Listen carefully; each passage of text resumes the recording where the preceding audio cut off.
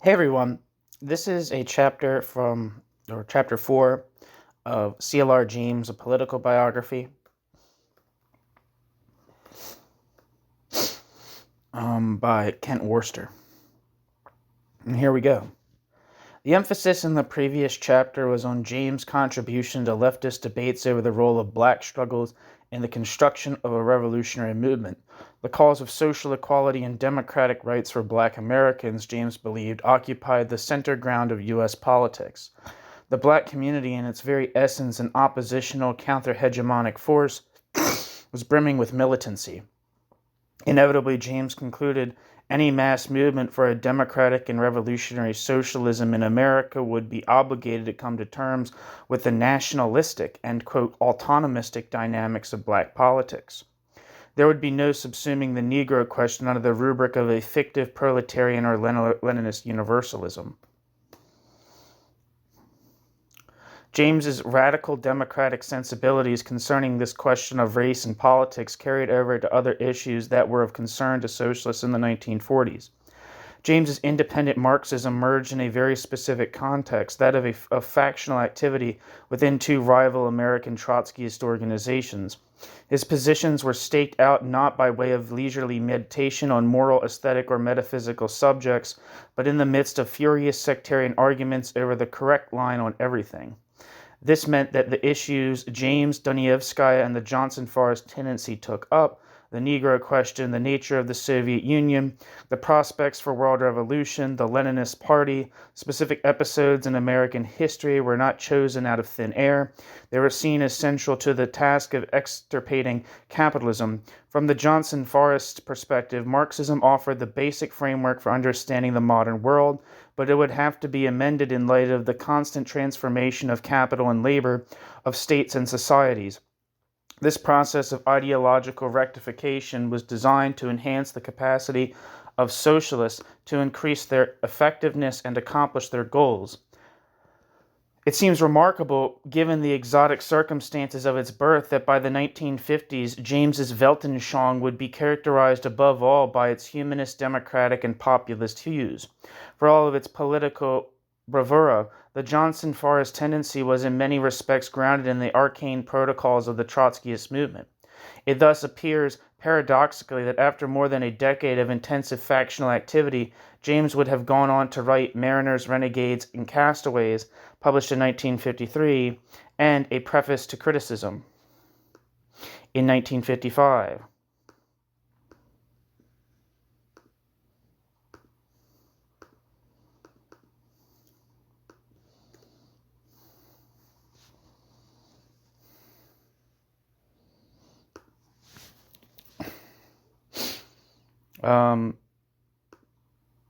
Mariners, Renegades, and Castaways, The Story of Herman Melville and the World We Live In by C.L.R. James is currently published with University of Chicago Press.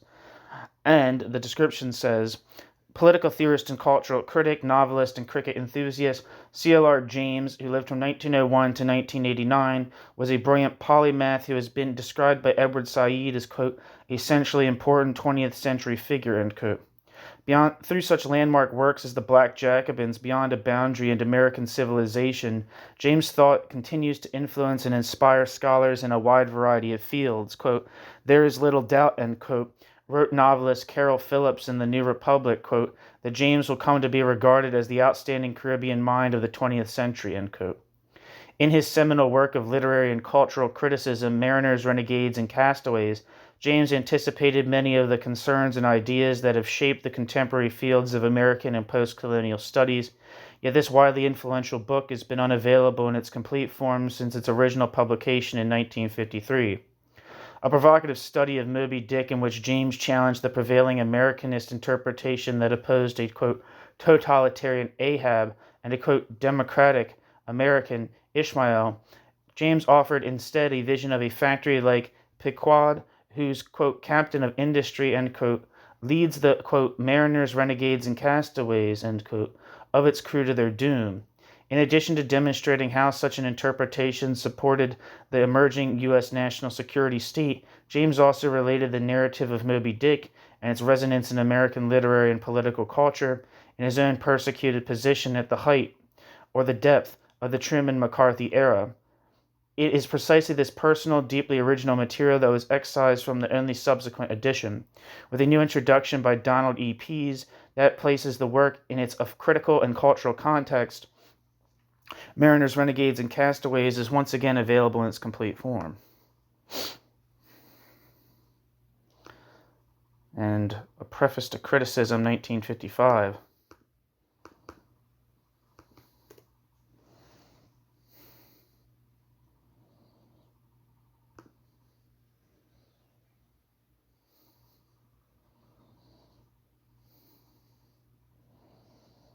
No.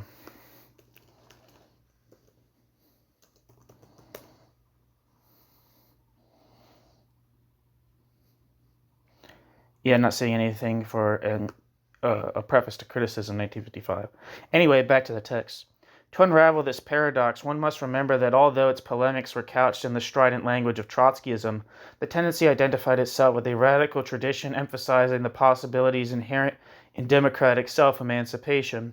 They understood socialism to mean a freely chosen, participatory, and non-exploitative society, one compatible with the approaches of Rousseau, Kant, and the early Marx. Furthermore, the group's theory of state capitalism was intended to distinguish their conception of revolutionary democratic socialism from actually existing capital C communism. It should also be noted that James's concerns went beyond those of Johnson Forrest. James retained from his childhood and early adult years a keen awareness of cultural and psychological dimensions of social organization. James quickly came to appreciate not only America's industrial unions and black nationalists, but also the country's literary traditions and even her show business personalities. At the same historical moment that James was advancing a critical analysis of Trotskyism, then James was savoring the vibrancy of everyday life in America. Footnote: especially the vibrancy of Manhattan, which makes his near total absence from the literature on the New York intellectuals both baffling and vexing. Like other luminaries on the scene in the 1930s to 1950s, several of whom James knew and debated, James drew inspiration from the energy and cultural diversity of the city's streets, movie theaters, cafes, and parks. Furthermore, when it came to the interpretation of the country's literary culture, James had more in common with an Alfred Kazin or an Edmund Wilson than, say, critical theorists of the Frankfurt School. One can only assume that the historians, biographers, and memoir writers of the New York intellectuals have found James's radicalism somehow distasteful. End footnote. It would be a mistake, however, to draw too sharp a distinction between James's own political and intellectual evolution in this period and that of the Johnson-Forrest tendency. James no doubt found it extremely helpful to have on hand from 1941 onwards a highly motivated and expanding circle of individuals committed to renovating socialist theory and practice along the lines suggested by his own writings. In many respects, the tendency functioned like, quote, an advanced seminar in Marxist theory, end quote, with individual members taking assignments and reporting their findings back to the group. Footnote: see Scott McClemmy, American Civilization and World Revolution, C.L.R. James in the United States, 1938 to 1953, and Beyond, in Scott McClemmy and Paul LeBlanc's edited volume, C.L.R. James and Revolutionary Marxism, Selected Writings, 1939 to 1949, end footnote. At the same time, however, the group operated as a political faction and also as a social network. Because it combined so many functions and because the overall intellectual project was so exciting, the organization's membership came to expect great things from what was, in the final analysis, a small leftist clique. The highly problematic character of members' expectations probably contributed to the intense outpouring of anger and frustration that emerged when the tendency's successor organizations split apart in 1955 and again in 1962. From James's perspective, the most important feature of the group may have been the way it made possible an intensive process of intellectual and political collaboration with a small number of talented individuals. Martin Glaberman, for example, is knowledgeable about various aspects of American history and labor politics. Freddie Payne had worked in a number of different factories. Her husband, Lyman Payne, was a Harvard-trained architect.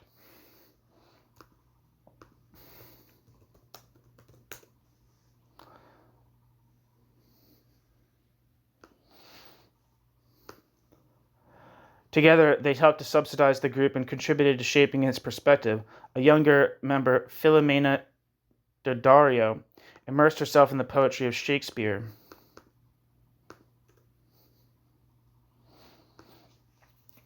One of the most promising members was Morris Goldman, otherwise known as William Gorman, who had written on the American Civil War in the 1940s and who later planned a book on the capitalist state. Goldman's legendary inability to complete writing projects was a source of considerable frustration for the entire group.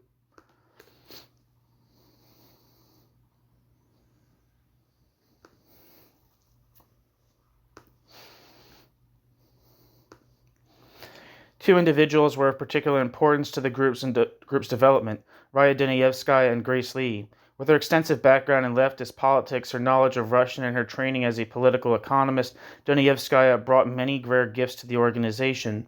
Although it seems that Dunayevskaya and James arrived at the, quote, state capitalist perspective independently of each other, they began collaborating on this and other issues by 1941.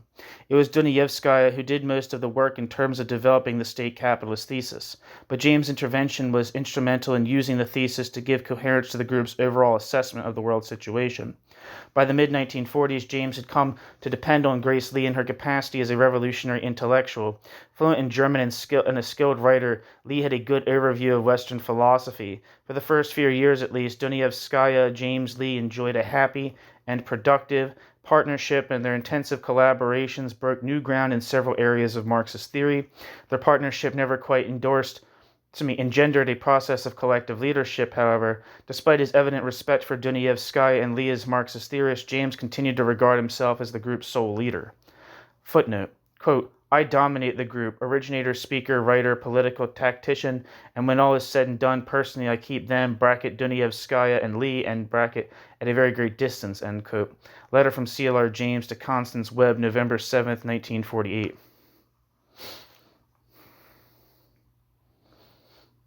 And footnote. The centralization of leadership under one individual, combined, as I suggested, with what proved to be the tendency's immoderate expectations about the prospects for social revolution in the United States, no doubt contributed to the factionalism that ultimately debilitated American, quote, Johnsonism. Were it not for the Johnson-Forrest tendency, James's break with Trotskyism may not have taken such a deliberative and theoretically self-conscious form. The break was a collective endeavor and required considerable energies. As James emphasized in a passage in Beyond a Boundary, quote, as early as 1941, I had begun to question the premises of Trotskyism. It took nearly a decade of incessant labor and collaboration to break with Trotskyism and reorganize my Marxist ideas to cope with the post-war world.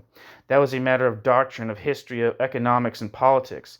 These pursuits I shared with the collaborators, rivals, enemies, and our public, end quote. James, Beyond a Boundary, page 149. Footnote. A rejection of the Trotskyist position on the Soviet Union entailed a thorough overhaul of Marxism. As James later wrote, quote, I understood from the very start, that when we had broken with Trotsky on the defense of the Soviet Union, we had broken with Trotskyism fundamentally. I understood that it was no question of agreement on everything and difference on one important issue. Being the person I was, I had to decide first that this conception had to be worked out, and secondly, where it would be most convenient for me at any rate to work it out. I decided to stay in the U.S., end quote. Letter from CLR James to Martin Glaberman, December 18th, 1962. End footnote. As we have seen, James's history was one of working in association with others on literary questions in Trinidad and political questions in Britain.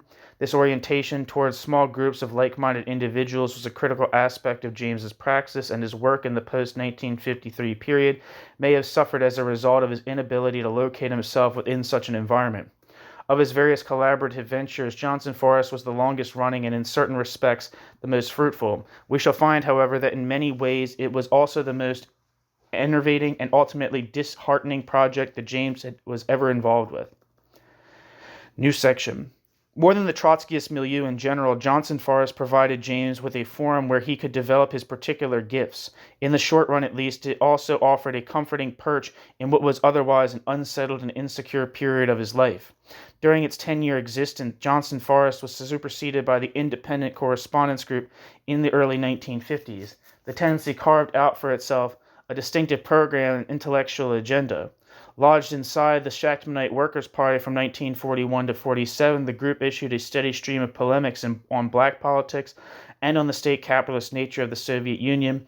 In addition, James wrote numerous articles for the Workers' Party press on a range of topics such as fascism, the Labour Party in Britain, trade union politics in America, Wendell Willkie and the Republican Party, and Edmund Wilson's political writings.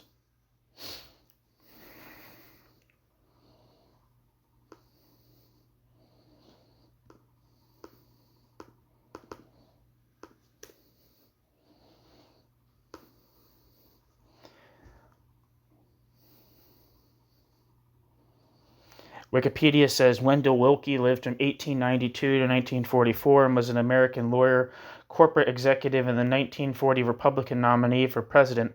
Willkie appealed to many convention delegates as the Republican field's only interventionist. Although the U.S. remained neutral prior to Pearl Harbor, he favored greater U.S. involvement in World War II to support Britain and other allies. His Democratic opponent, incumbent President Franklin D. Roosevelt, won the 1940 election with about 55% of the popular vote and took the Electoral College vote by a wide margin. Willkie was born in Elwood, Indiana in 1982. Both his parents were lawyers, and he also became a lawyer.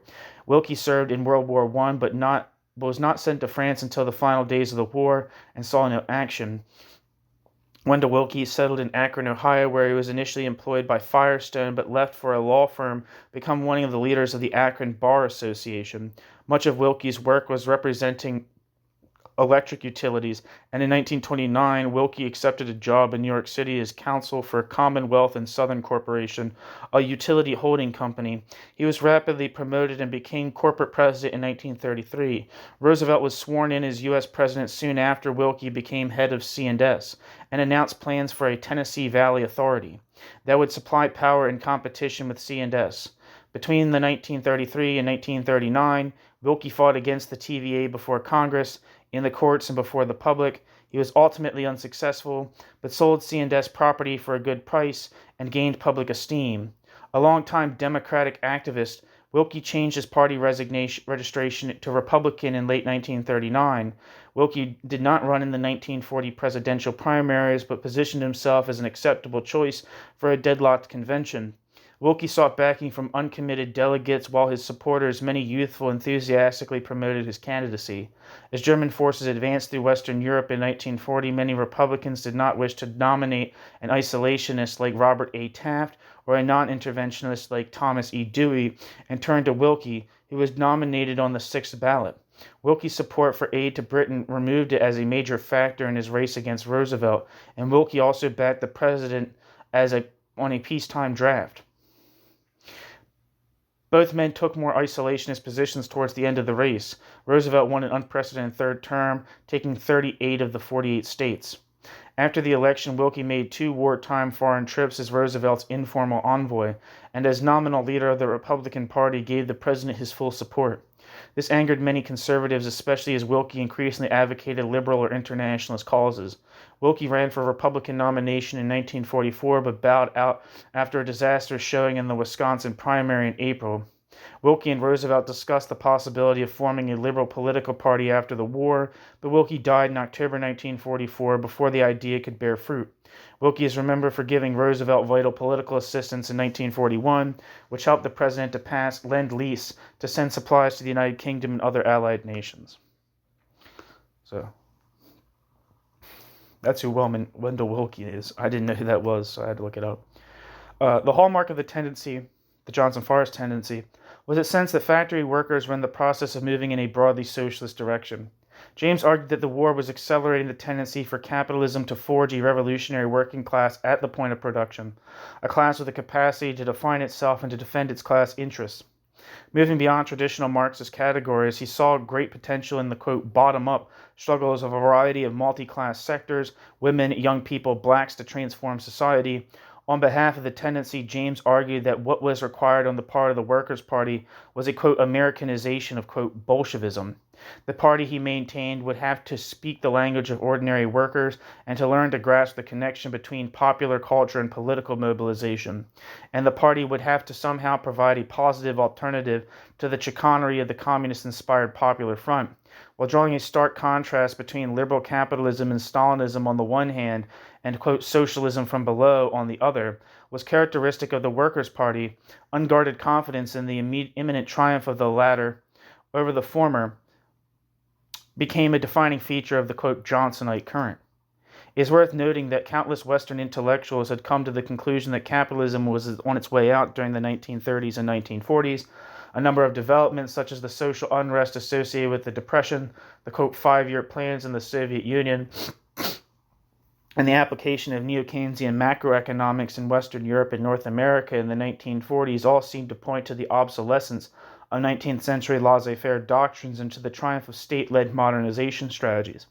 The chief difference, of course, between Popular Front liberal and technocratic conceptions of the future and that of the Johnson-Forrest tendency was that the latter stressed the self-activity of the working class and the importance of overturning bureaucratic arrangements in favor of decentralized institutions and the free association of individuals, far from viewing the expansion of the state as either a positive end or as a step toward, quote, socialism. The tendency regarded 1940s-style state intervention as a stopgap measure, as an ultimately futile effort to empower capital over labor. Having started out with a handful of individuals, the tendency consisted of nearly 70 members concentrated in New York and Detroit by the war's end. They were by far the largest political minority in the Workers' Party, which had shrunk to 400 members by 1946. Despite the fact that the Workers' Party leaders heaped scorn on what Irving Howe dubbed the group's, quote, Soviets in the sky, end quote, perspective, the, quote, Johnsonites, end quote, somehow managed to recruit new members every year. Footnote. Other Workers' Party cadre also poured invective on James's approach. Joseph Carter referred to his, quote, sterile conception of Marxism, calling his writing, quote, pompous, quote, difficult to follow, and, quote, not only false but stultifying, end quote. Kind of tend to agree with that. At least the pompous and difficult to follow part. Another comrade, Paul Temple, said that, quote, Johnson is pretty far gone in his fantasy, end quote, and asked, quote, what planet is Johnson writing about and on, end quote. Ernest Lund called James a, quote, left sectarian who was, quote, neither classic nor consistent, end quote. And Ben Hall dubbed the Johnson-Forrest tendency, quote, sectarian dreamers, end quote. See Irving Howe's article on Comrade Johnson's American Resolution or Soviets in the Sky, published in the Workers' Party Convention Bulletin, number 3, March 28, 1946. Joseph Carter, Johnson's mystification of Marxism or a case of unproductive self-expansion. Workers' Party Internal Bulletin, October 1943. Paul Temple, The Art of Muddling, published in Workers' Party Internal Bulletin, December 1943. Ernest Lund, Lenin's attitude towards democracy in the imperialist epoch, his polemic against Johnson's theoretical forebears, end quote. Workers' Party Internal Bulletin, January 1944, and Ben Hall's Workers' Power, published in Workers' Party Internal Bulletin, January 1944.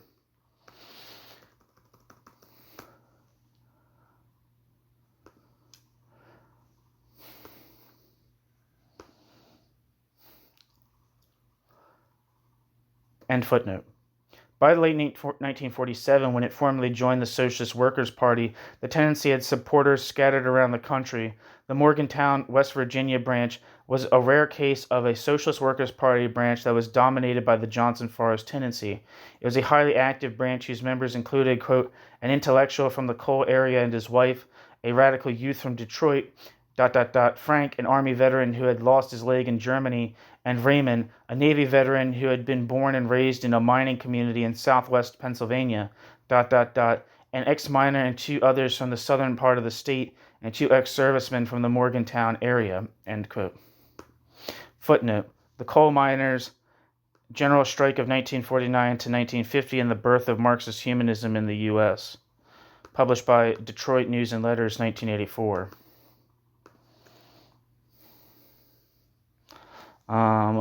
This is available on Libcom, but I don't see any good descriptions of it.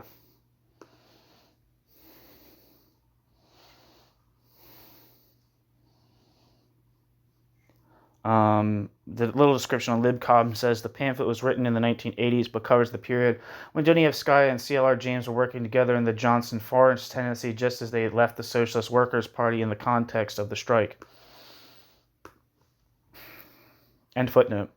In sociological terms, the Morgantown branch may have been unusual by the standards of the Johnson Forest tendency, but it is important to remember that not everyone active in Johnsonite politics, or indeed in the Workers' Party and in the Socialist Workers' Party, were intellectuals or students or expatriates of one kind or another. The Trotskyist movement attracted a wide array of personalities and social types with a far greater concentration of working class and middle-aged activists than would have been typical, for example, of New Left groupings during the late 1960s or early 1970s.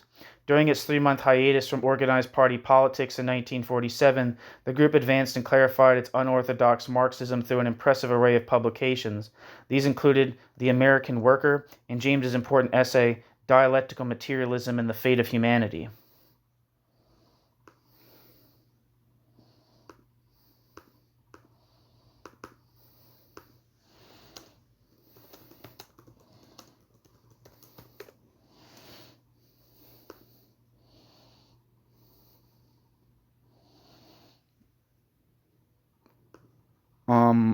The American Worker by Paul Romano and Rhea Stone is available at LibCom. An extensive 2-part article on factory workers in the U.S. in 1947. In the first half, auto worker Phil Singer, using the pen name Paul Romano, vividly describes factory life, and in the second, Grace Lee Boggs, using the pseudonym Rhea Stone, outlines a Marxist analysis.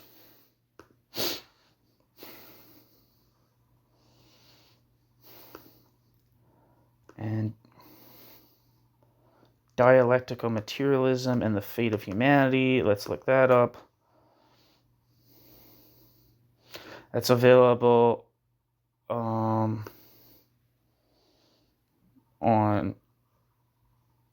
at a couple of different places. It's available on Marxist Internet Archive. But evidently, Dialectical Materialism and the Fate of Humanity by C.L.R. James is available at Adrestia's Revolt audiobook, so check that out. Adrestia's Revolt, was an inspiration for this channel. It's a shittier version of Adrestia's Revolt.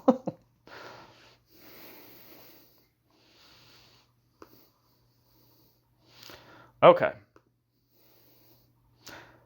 The American Worker contained 2 essays, one by Paul Romano, this is back to the text, Paul Romano, Phil Singer, and the other by Grace Lee. Romano's piece offered an autobiographical account of the conditions in a post-war General Motors plant. In painstaking detail, he depicted the, quote, dirt and oil, end quote, of the assembly line, quote, it is commonplace to put on a clean set of clothes in the morning and by noon be soaked, literally with oil. Most workers in my department have oil pimples, rashes and sores on their arms and legs. The shoes become soaked, and the result is a steady case of athlete's foot.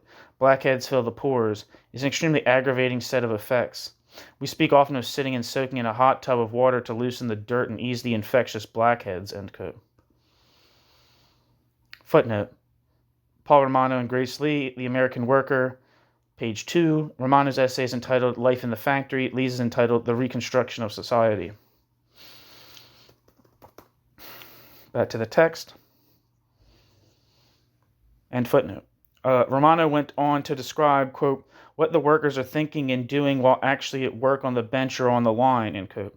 In this context, he discussed the company's incentive system, speed-up tactics, shop floor management, health and safety issues, probation, and company, quote, stool pigeons, race and gender relations, the role of veteran workers, the, quote, attitude towards radical workers, end quote. The final result is a piece of masterful industrial sociology. As Lee writes in her accompanying piece, quote, to read Romano's description of the life in the factory is to realize with shocking clarity how deeply the alienation of labor pervades the very foundations of our society. All the preoccupations of the intellectuals with their own souls, with economic programs for, quote, full employment and a higher standard of living fade into insignificance in the face of the oppressive reality of the lifetime of every worker, end quote. Romano and Lee, The American Worker, page 47. The essay on, quote, dialectical materialism took up this theme of the intellectual's irrelevancy by counterposing those who, quote, bogged down in the chaotic disintegration of the modern world, end quote, and those who possess the revolutionary clarity of the, quote, dialectical materialist, end quote. Footnote, C.L.R. James, Dialectical Materialism and the Fate of Humanity, available in Anna Grimshaw's edited volume, The C.L.R. James Reader. End footnote. As distinct from the intellectual, the latter fully appreciates that the, quote, great millions, very often unorganized in unions, have their own ideas, and in the continuous crisis and catastrophic decline of society, they have in recent decades repeatedly entered upon the field of history with world-shaking effects, end quote.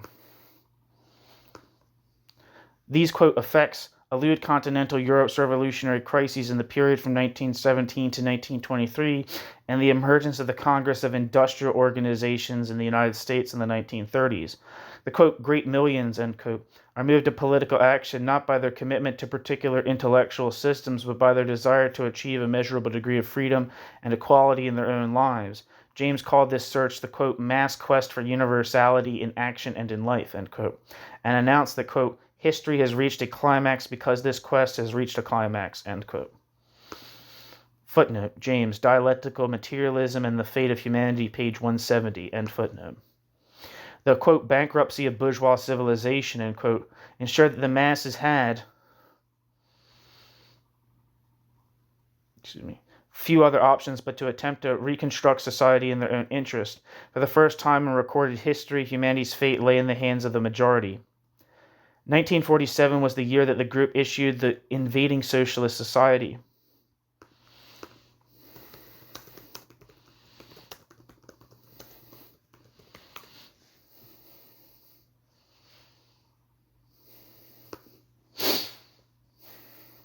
This is available at Marxist Internet Archive. Back to the text. Much of the author's polemical fire was directed at Germain, a pseudonym for the Belgian Marxist economist Ernest Mandel, who eventually established himself as the authoritative spokesperson for the post-war Fourth International Movement. While Mandel attempted to apply Trotsky's analysis of the Soviet system to Eastern Europe, James and company were eager to proclaim that the, quote, self-mobilization of the masses is the dominating social and political feature of our age, end quote. The Invading Socialist Society, page 20. The same trio also drafted an introduction for the first English-language translation of major extracts from the young Marx's economic and philosophical manuscripts, end quote. Footnote. Essays by Karl Marx selected from the economic philosophical manuscripts published by Johnson Forest Tendency 1947. The group also issued an anti-Shachtmanite polemic, The Balance Sheet, Trotskyism in the United States, 1940 to 1947, in the same year, and proclaimed 11 internal bulletins.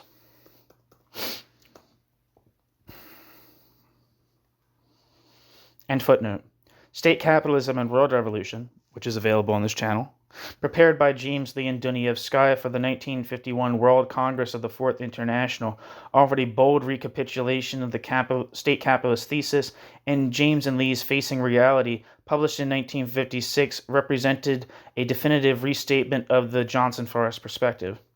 I have the introduction to Facing Reality read and ready to upload, in the first chapter, but I haven't finished it.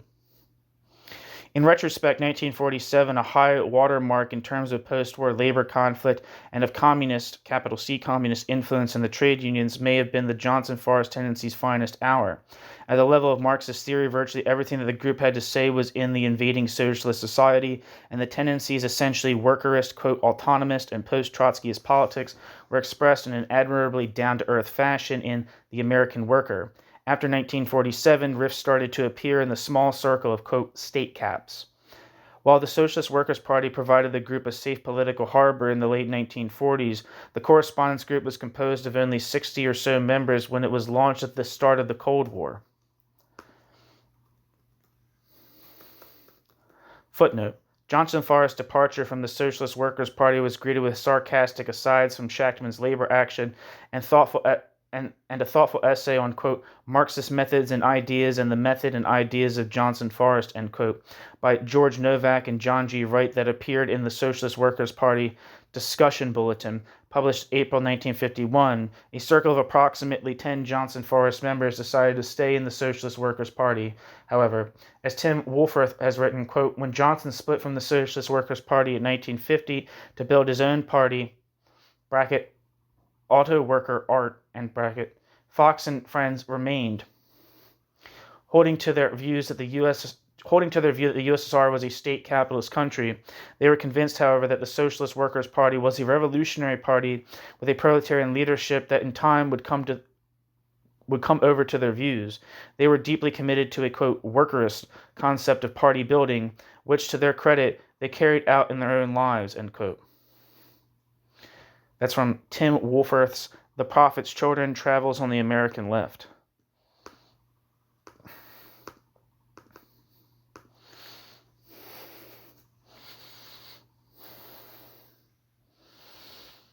The description for this book says, spanning 3 decades from the 1950s to the 1970s and covering events in Britain, France, and Mexico in addition to the United States, the author's political journey brought him into intimate contact with the major trends and personalities within American Trotskyism. That's Tim Woolforth's The Prophet's Children, Travels on the American Left, published 1993. End footnote.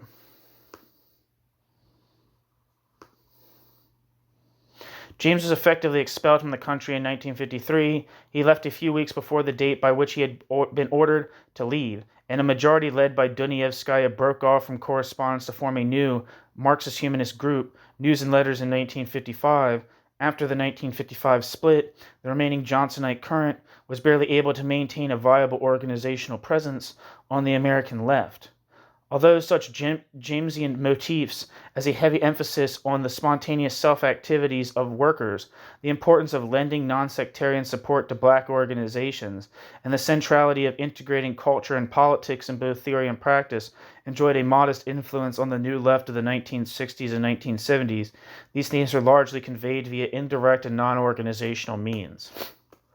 Within the ranks of the North American and European far lefts, the tendency was best known for its state capitalist analysis of the Stalinist regime, with Raya Dunayevskaya in particular responsible for analyzing developments within the sphere of Soviet political economy. Footnote: a valuable selection of her writings on state capitalism is contained in Raya Dunayevskaya, The Marxist-Humanist Theory of State Capitalism, Selected Writings, published with News and Letters, 1992.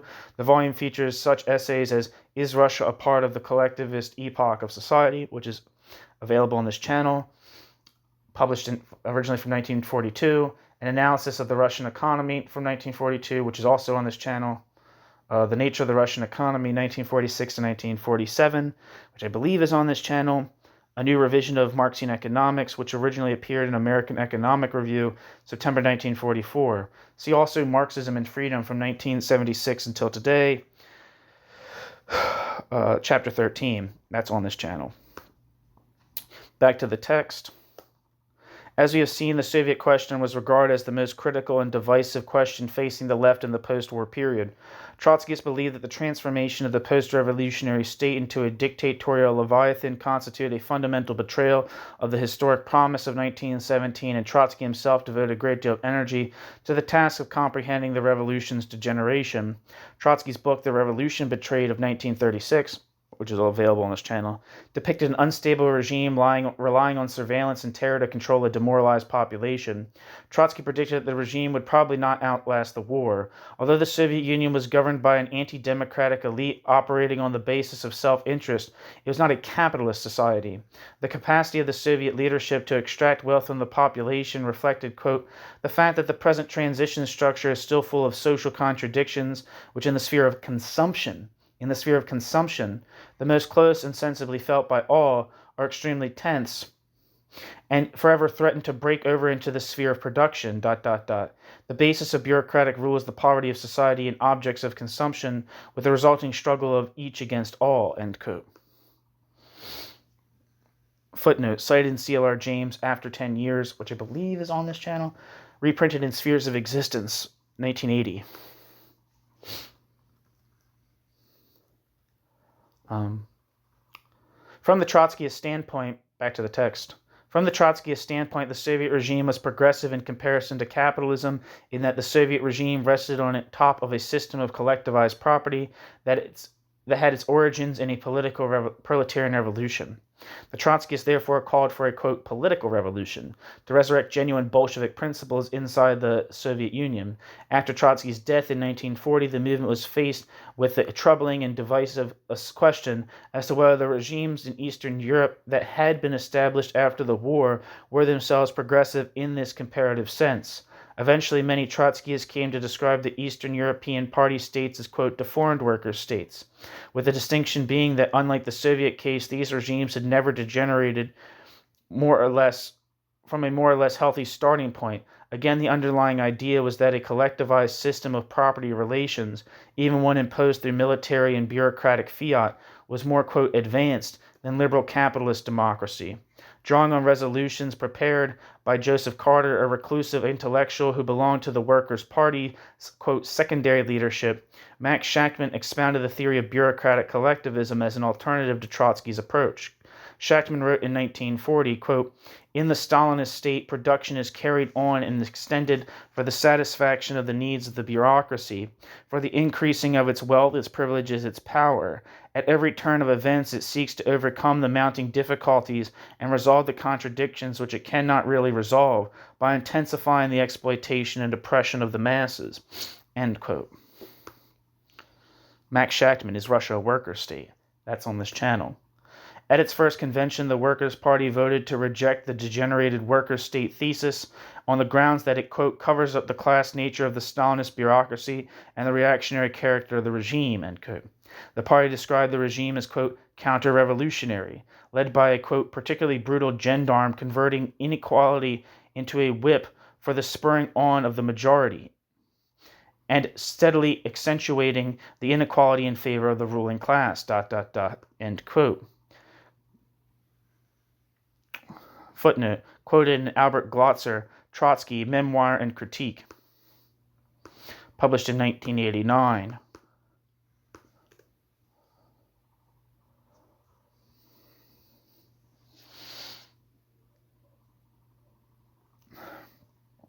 The description of this book says, October 1931, Albert Glotzer, a young American revolutionary, arrived in Kadıköy, Turkey, for an eagerly anticipated meeting with Leon Trotsky. Of that day, Glotzer writes, quote, in accented English, he invited me to his burrow. ... As I sat talking, I observed the famous head, with its shock of gray hair, the high forehead, the penetrating blue eyes behind the horn rims, the full lips framed by dimples that deepened with his smile or laughter. The resonance of his high tenor reminded me of his legendary oratorical prowess, even though he had been almost crushed by the new bureaucracy organized and led by Stalin. Trotsky bore not the slightest air of defeatism. His self-imposed task in his latest exile was nothing less than to try to build a new movement from minuscule beginnings. Quote, to this day, Leon Trotsky remains officially condemned in a nation he, with Lenin, was most responsible for establishing. He is publicly regarded as the Soviet Union's greatest traitor. Yet perhaps the changes now sweeping the communist empire offer hopes of posthumous acknowledgement of the man Lenin called the, quote, best Bolshevik, end quote. In Trotsky, Memoir and Critique, Albert Glotzer, a close associate of Trotsky in the 1930s, provides a comprehensive and compelling portrait of the man and the movement he inspired. Glotzer vividly recounts the years during which Trotsky was in exile, documents Trotsky's dramatic testimony at the Dewey Commission's hearings in Mexico City, reviews his political role in Bolshevism, and eloquently explains his failure to be accepted by Soviet leaders after Lenin's death. In chapters that alternate between absorbing first-hand anecdotes and acute appraisals of Trotsky's prophetic insights, Glotzer shows why a man murdered more than 40 years ago in Mexico still casts so large a shadow over the nation of his birth. Back to the text and footnote. Those who held the bureaucratic collectivist position agreed with Trotsky that capitalism had not been restored in the Soviet Union, but proposed to distinguish between two types of collectivist property relations, socialist and non-socialist. Shachtman regarded the Soviet Union obviously as being in the non-socialist camp. the Stalinist regime, and later its Eastern European counterparts, was an entire reactionary phenomenon, as Schachtman insisted in the introduction to a collection of his essays on bureaucratic collectivism. Quote, "The Stalinist bureaucracy in power is a new ruling exploitative class. Its social system is a new system of totalitarian exploitation and oppression, not capitalist and yet having nothing in common with socialism. It is the cruel realization of the prediction made by all the great socialist scientists, from Marx and Engels onward, that capitalism must collapse out of an inability to solve its own contradictions, and that the alternatives facing mankind are not so much capitalism or socialism as they are socialism or barbarism. Stalinism is that new barbarism." End quote. Schachtman, The Bureaucratic Revolution and the Rise of the Stalinist State. The Johnson-Forrest position represented a third pole in the debate over the Soviet Union. Unlike the orthodox Trotskyists who described the regime's leadership as a, quote, caste, the Johnsonites argued that a new ruling class had usurped power inside the USSR. In contradistinction to the Schachtmanites, the tendency argued that the Soviet Union could be analyzed using many of the categories contained in Marx's Capital. For James and Dunayevskaya, the Stalinist system represented an unanticipated manifestation and extension of capitalism rather than an entirely new form of social organization. For the Johnson-Forrest tendency, the key difference between Western capitalism and Soviet state capitalism was that in the USSR, capital was generated and reproduced through a single value-maximizing organization, the state, whereas in the West, capitalism was defined by the clash of rival economic units. Again, this is kind of like one of the critiques that you can make of like the Johnson-Forrest tendency and a lot of state capitalist theorists is like the maximization of exploitation is not necessarily capitalist. Not that makes it like progressive or anything like that, but something can be deeply, and it's the merit of the bureaucratic collectivist thesis. It's just that for me at least, is that principle. Description that something can be anti-capitalist and reactionary.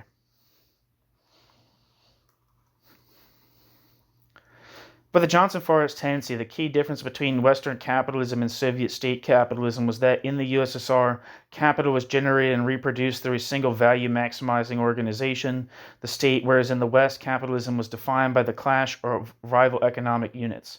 While institutional and political arrangements within the two blocs may have differed in ways that would be significant to students of comparative government, the underlying reality in both blocs was one of alienation and exploitation.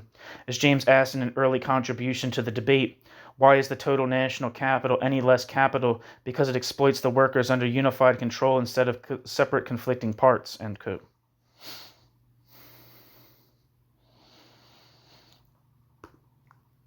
Footnote. J.R. Johnson, Russia, a Fascist State, published in New International 1941. That's on this channel. The notion that the USSR was a fascist state or that it was moving in a fascist direction was not unheard of amongst anarchist and other radical circles. Even the New Republic, which was generally supportive of the Popular Front, published a couple of articles that were compatible with some of James's ideas. See Vincent Sheehan's Brumaire, The Soviet Union as a Fascist State, published in New Republic, November 8, 1939, reprinted in Dorothy Wickenden's edited volume, The New Republic Reader.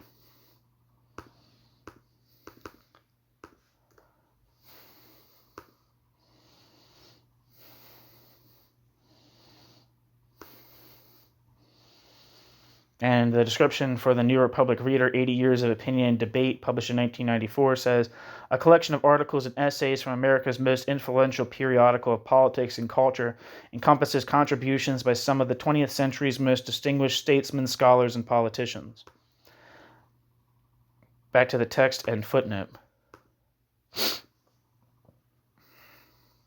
In both cases, the production and reproduction of capital was deeply implicated in processes of class exploitation and was sure to generate mass class-based resistance. The state capitalist perspective complemented the characteristic optimism of the Johnson-Forrest tendency, and James Lee and Dunayevskaya insisted on the importance of linking a class analysis of the Soviet Union to a wider conception of, quote, the late capital-labor antagonism in the context of the world market, end quote. The invading socialist society.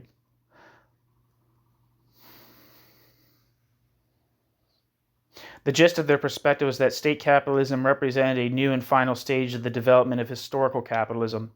In essence, history had entered a phase where the decisive conflict was between bureaucratic capitalism and the, quote, invading socialist society, end quote, of the masses. In a climate of heightened class struggle, it was expected that Stalinism would, quote, collaborate with American imperialism for the maintenance of the condition of their joint existence, the suppression of the world proletarian revolution, end quote. James, Dostoevsky, and Lee, The Invading Capitalist Society. The invading socialist society, excuse me. Since the obdurate logic of capital would itself tend to generate a socialist consciousness among industrial workers, the prospects for socialist advance were viewed as good to excellent. Footnote: Paul Berman has aptly noted that the Johnsonite analysis is that socialism, quote, has been progressing stage by stage for 100 years as a shadow alternative under capitalism. Its growth isn't normally visible and has nothing to do with left-wing parties or unions or the fate of radical politicians. Whether working people consciously think about the socialist alternative doesn't matter either, not in the short run, for capitalism creates the socialist alternative willy-nilly, and when capitalism grows and spreads, so does its socialist shadow, ... End quote. Paul Berman, Spirit of 67, Village Voice Literary Supplement, September 1983, page 91, end footnote. Despite their fierce critique of Trotsky's theory of the degenerated workers' state then, the Johnson Forest tendency's belief in the imminence of the European Revolution and in mass rebellion in America's industrial heartland echoed Trotsky's pre-war revolutionary optimism. Footnote: when Trotsky's expectation that the coming war would generate revolutionary upheavals, see Baruch-Kanai Paz's The Social and Political Thought of Leon Trotsky, published in 1978. Most of that book is on this channel. I have not made all the videos yet, but I have finished reading it. The recordings are there. I just have to make the videos. But maybe by the time this video is up, all those videos will be up as well.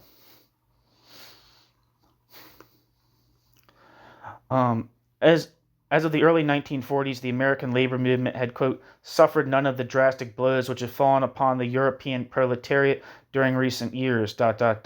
and is conscious that its great battles are before it, end quote.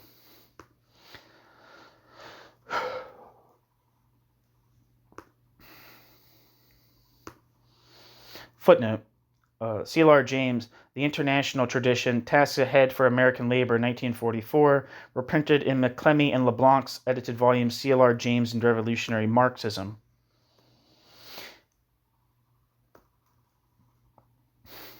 End footnote. In the same period, James steadfastly maintained that despite the, quote, absence of working-class organization, Soviets, workers' councils, would be formed in European factories within hours, end quote. Footnote: Johnson, Socialism and the National Question, published in New International, October 1943. As Bull notes, quote, James's circle had an almost unique sense of actual optimism within or outside the Shachtman group, end quote. The Johnson-Forrest tendency, Bull rightly suggests, quote, based its hopes not on Allied victory and post-war Russo-American cooperation in a state-regulated world order, but rather in the instinctive rebellion against that order, end quote. Footnote: Paul Bull, Introduction, C.L.R. James, State Capitalism and World Revolution. I actually think I have that on this channel, that introduction. This emphasis on the concrete possibility of anti-bureaucratic revolutions in the midst of world war or during the economic reorganization of the late 1940s was a hallmark of Johnsonism and earned the tendency considerable ribbing and derision from the more pragmatic Shachtmanites. From a Johnsonite perspective, the fact that orthodox Trotskyists continued to maintain the fiction that the Soviet Union was a degenerated worker state reflected their innate ideological conservatism. At the same time, the bureaucratic collectivist stance adopted by the Workers' Party spoke to that formation's loss of confidence in the international proletariat. The Shachtmanite notion that the USSR was aggressive in comparison to Western capitalism seemed to symbolize the political demoralization that had impelled the Johnson Forrest tendency to reject the Workers' Party and join the more rhetorically militant Socialist Workers' Party in late 1947, but neither party, the Workers' Party or the Canaanite Socialist Workers' Party, was prepared to recognize the main fault line in international class relations, that dividing the world bourgeoisie from the world proletariat. Although the tendency was in the process of breaking with Trotskyism, its leaders strenuously maintained that they were still operating from a more or less Leninist perspective. In private letters to Constance Webb, James made clear his devotion to what he defined as, quote, Bolshevik principles, organizational discipline, intensive Marxist study, the necessity of appealing to workers in a consistent and well-organized manner, and so on. Footnote. The letters of Constance Webb also disclosed a more melancholy side of James's personality. Quote, in the last 7 years, James wrote in one letter, quote, I believe I have been the loneliest man in the world. Our ideas and plans and perspectives are so big. Our work in our concrete sphere is so small, end quote. James.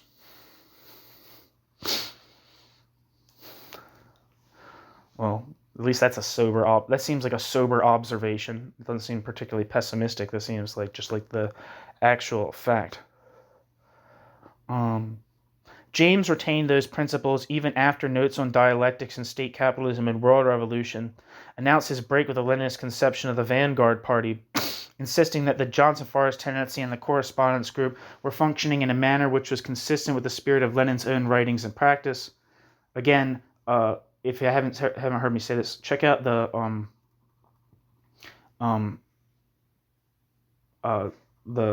article on this channel by Matthew Quest on James's misconception and like mystification of Lenin. Even in the 1960s and 1970s, James had nothing but the highest regard for Lenin as a political leader. A pronounced sympathy for Lenin's own method and practice did not, it seems, preclude a break with a core proposition of Marxist-Leninist politics.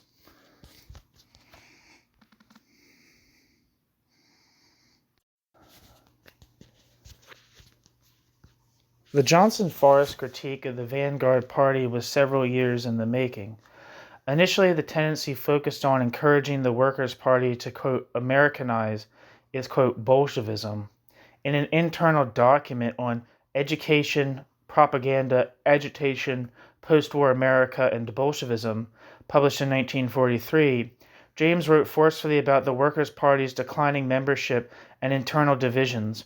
First and foremost, James invited the party to consider the possibility that an upsurge in union militancy would soon lead to the formation of a labor party, quote, soon to be freed from the restraints of the European War and the great experiences of 1939 to 1944 to help it. It now faces a political development which, will in all reasonable probability be as violent and all-embracing as the industrial development of the CIO, end quote. James, Education, Propaganda, Agitation, Post-War America and Bolshevism, Workers' Party Internal Document, 1943. And footnote, to influence this, quote, political development, the Workers' Party should, quote, gather a nucleus of a few thousands, of whom 75% will be American workers, men and women instinctively hostile to bourgeois society, who are workers, have been workers, and have no other prospects in life except to be workers, end quote. James, same article. But how was this nucleus to be formed? The cadres of the Workers' Party had to somehow grasp that capitalist modernity was in the process of fostering a, quote, mass society. Quote, today the whole organization of society is moving rapidly towards mass collective action of a grand scale. Workers in any numbers are repelled from small insignificant groups.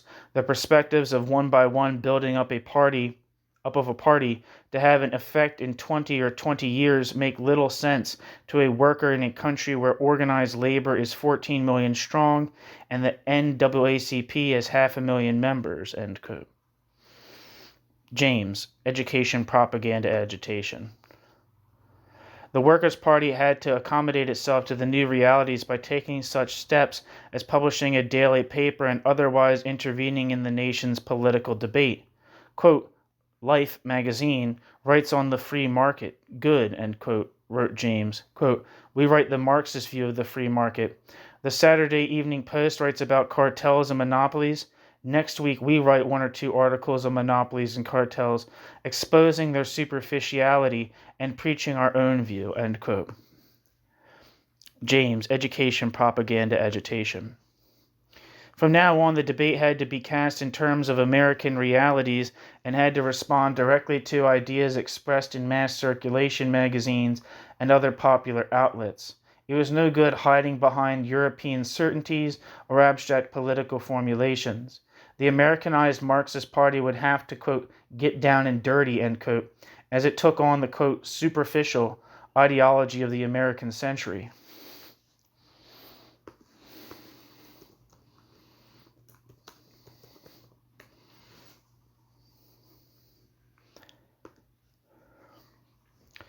Wikipedia says the American century is a characterization of the period since the middle of the 20th century as being largely dominated by the United States in political, economic, and cultural terms. The American century is comparable to the description of the of the period 1815 to 1914 as Britain's imperial century. The United States' influence grew throughout the 20th century, but became especially dominant after the end of World War II, and when only two superpowers remained, the United States and the Soviet Union.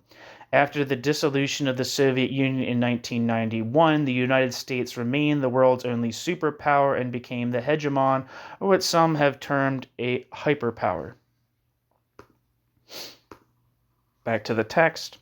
By the late 1940s, the Johnson-Forrest tendency had rejected this conception of building a, quote, small mass party in favor of emphasizing the mass's capacity for independent mobilization. Yet this did not preclude socialists from building independent Marxist organizations.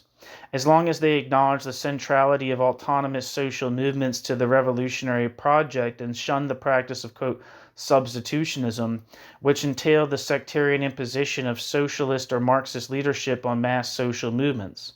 As James argued in State Capitalism and World Revolution, socialist groups could become an important ingredient in working class and popular uprisings aimed against all forms of bureaucracy and exploitation. But for the Johnsonites, workers' struggles against capitalism would not require monolithic vanguard parties or, quote, indirect methods of representation, end quote, as the Trotskyists believed. Footnote.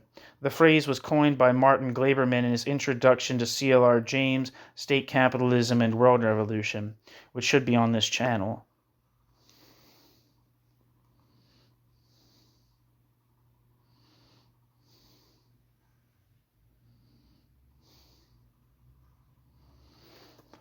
This conception of socialists working in tandem with autonomous social movements further distinguished the Johnsonites from other tendencies on the American left. One is tempted to describe their position as spontaneist and, quote, post-Leninist, in other words, worker-centered and Marxist, emphasizing the self-activity of the masses and renouncing the project of constructing a revolutionary party that would smash the capitalist state and lead the working class to victory. In some respects, their approach shared certain features in common with anarcho-syndicalism, but their ideas, training, and discourse was rooted in the Trotskyist and Marxist traditions. At the same time, while they had broken with Leninism as it was and is commonly defined, they had not moved in a social democratic or liberal democratic direction. Informing or complementing the Johnson-Forrest tendency's distinctive positions on the Negro, Soviet, and organizational questions was the group's ongoing engagement with the philosophical underpinnings of Marxism. Throughout the mid and late 1940s, the group's leaders exchanged dozens of letters that concerned the contemporary relevance of Hegel's dialectical system. The selection of James's letters on philosophy were circulated privately in 1948 and finally published in 1980 under the title Notes on Dialectics. Footnote. Notes on Dialectics, Hegel, Marx, Lenin. The tendency's interest in philosophy was plainly anti-scholastic. Dostoevskaya, James, and others regarded Hegel's writings along with those of Marx and Lenin as an integral component in the socialist armory. They self-consciously turned to Hegelian philosophy in the same spirit as Lenin had at the outbreak of World War I to make sense of a new epoch in the development of capitalism and the international workers' movement. Over time, Johnson Forrest documents became saturated with Hegelian-sounding phrases and concepts. The tendency's immersion in European political theory further distinguished the group from the other main Trotskyist currents, which leaned more towards pragmatism, the Shachtman group, or dogmatism, the Cannon group. None of these three groupings, however, was ever able to complete the task of, quote, Americanizing Bolshevism. The tendency's leaders saw Hegel's writings as providing a philosophical method and language that could illuminate history's inner meaning and trajectory. In particular, Hegel's dialectic offered Johnson Forrest a philosophically constructed way of thinking about the social crisis of capitalist modernity and the role of working-class self-emancipation as the new and possibly final, quote, category of history, making possible the reconciliation of the subjective and the objective. Drawing on Hegelian constructs, James attacked the Trotskyists for clinging to the degenerated worker state thesis and thus giving tacit support to the Stalinist one-party state. Because they equated socialism with state ownership of the means of production, Trotskyism had effectively come to pose an obstacle to the universal movement of reason, capital R. Quote, God help you if your concept, your notion of a workers' state in 1917 remains static while everything else around you changes, end quote, James exclaimed.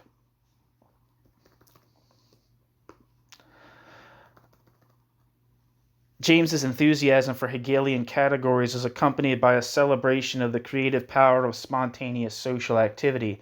In the age of the American century, that is, the era of Fordism, a faith in the masses' capacity to engage in spontaneous rebellion could be substituted for the type of party building favored by Marxist-Leninists. As James wrote in Notes on Dialectics, quote, organization as we have known it is at an end. The task is to abolish organization, end quote. For the Johnsonites, the Trotskyists, and others seemed to privilege the deliberations of their national committees above the potentiality of working-class self-activity.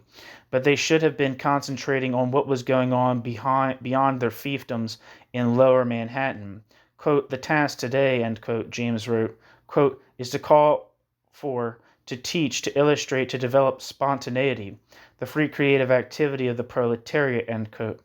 James then emphasized that the, quote, proletariat will find its method of proletarian organization, end quote. James. Notes on Dialectics. This was a point James was to return to on innumerable occasions, as when he wrote many years later in the context of the post-war movement for West Indian independence, that the, quote, people must organize themselves according to the best methods of the day, which they find suitable for themselves, end quote. James. Notes on Dialectics. James, Party Politics in the West Indies. Sorry. That's what the footnote says. Let me look that up.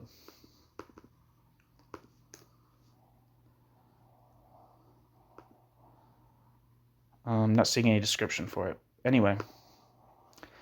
As we have seen, the constitutive elements of the Johnson-Forrest Tendencies program included a critique not only of Soviet-type systems, but world capitalism as a totality, along with an appropriation of Hegelian concepts and a belief in the power of spontaneous popular mobilizations to generate a more democratic society and culture.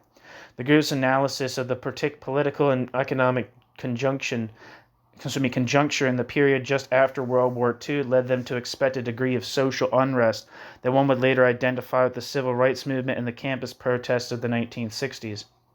By the late 1940s, however, trade union militancy and leftist-inspired political activity were threatening to give way to the era of the so-called silent generation. While the theory of state capitalism seemed on target in many respects, the group's appraisal of the domestic political scene appeared under-theorized and somewhat preposterous. Yet some of the most interesting and suggestive work that James was able to do in the immediate post-war period concerned not Marxism or the Soviet Union, but the intellectual history of the American Republic. Curiously, a wildly optimistic prognostication regarding the dynamics of American politics went hand in hand with an astute appreciation for the strengths and weaknesses of the dominant strands in American political culture. Thus, we find that at the same time that he was assessing mid-century America from his perch as leader of a theory-soaked Marxist sect, James was also acquainting himself with the nation's history, geography, and popular culture. Occasional references to American novelists and intellectuals in his articles for New International and Labor Action only hinted at James' interest in the country's traditions, mores, and inhabitants. In a letter written to Constance Webb in the early 1940s, James explained that, quote, I have sat for hours in America listening to people, all sorts of poor working people, telling me all about themselves. It is indispensable for any understanding of anything. It must go side by side with the books, end quote. James. Footnote. Cited in Anna Grimshaw, Popular Democracy and the Creative Imagination, the writings of C.L.R. James, 1950 to 1963. End footnote. Conversations with all types of ordinary Americans represented one way in which James sought to become, in his words, a, quote, neighborhood man. Despite its intensely private and personal nature, the relationship with Constance Webb provided James with a treasured window onto the, quote, real America. As we have seen, Constance had first seen C.L.R. speak in 1938 in Los Angeles when Constance was a teenager. A strong advocate of racial equality and a native Californian, Constance Webb studied history, literature, and other subjects at Fresno State College and later at the University of California at Berkeley. Before Constance Webb married James, she had a career as a model and later worked as an actress in Los Angeles and New York. Constance Webb had also been through 2 previous marriages, neither of which had been completely satisfying. The seasoned revolutionary was clearly enchanted by her personal warmth, intellectual openness, and straightforward manner. Quote, but I believe in you, young America, end quote. He wrote in one letter, quote, you have the confidence of 10 generations of pioneer ancestors in achievement. I admire you immensely, end quote. James.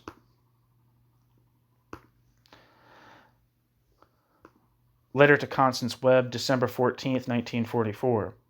To ensure that their 1946 marriage was legally valid, James traveled to Reno, Nevada in 1948 to clear up legal complications connected to his divorce from Juanita James that had been originally filed in Mexico.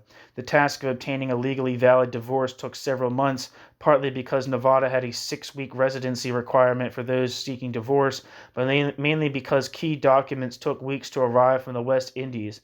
In the end, James was made to pay Juanita nearly $1,000 to achieve a proper settlement. Written during what was clearly an unhappy period of his life, James' letters from Reno are full of pathos. Writing to Constance Webb, he describes lunching on giblets and rice for 70 cents at a, quote, Negro place, one of, quote, 2 or 3 places set aside for Negroes, ... end quote. James, letter to Constance Webb, August 2nd, 1948. A similar bleak sense of racial segregation was expressed in another letter, where James describes drinking and driving around Lake Tahoe with a group of locals. Quote, all we did, he writes, quote, was to drive round it about 80 miles. We stopped 3 or 4 times for whiskey and Coke. They had brought half a bottle. ... The lake was lovely, the drive splendid. It should have been a perfect outing, end quote. But it wasn't because, quote, there were no colored people in sight. We were excluded. All round there were houses, people, cabins, cars, people bathing, but Negroes were out. The exclusion was always present. It did not ruin the day, but it poisoned it. You and Dick, bracket, Richard Wright, end bracket, between you have taught me much about the Negro question, end quote. James to Constance Webb, August 1948. After spending several lonely weeks in Reno, James found a job working as a handyman, kitchen helper, and gardener at a motel in Pyramid Lake, 35 miles outside of Reno. While James lost that job after a few weeks, James continued to stay at the motel for $40 a week, including meals, which he had to eat in the kitchen.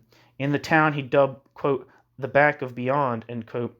James passed the time by reading Hegel's Science of Logic and by translating his friend Daniel Gorin's acclaimed 2-volume study of the French Revolution. La lutte des classes dans la Première République, 1944, into English. Footnote. James's translation was never published. A severely shortened version of Guérin's study was finally published, sans footnotes, under the title Class Struggle in the First French Republic, Bourgeois and Brass News, 1973 to 1975. Published with Pluto Press. In what year?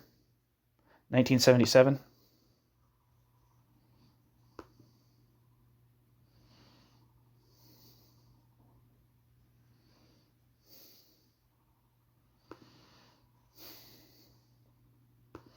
Let me see if there's...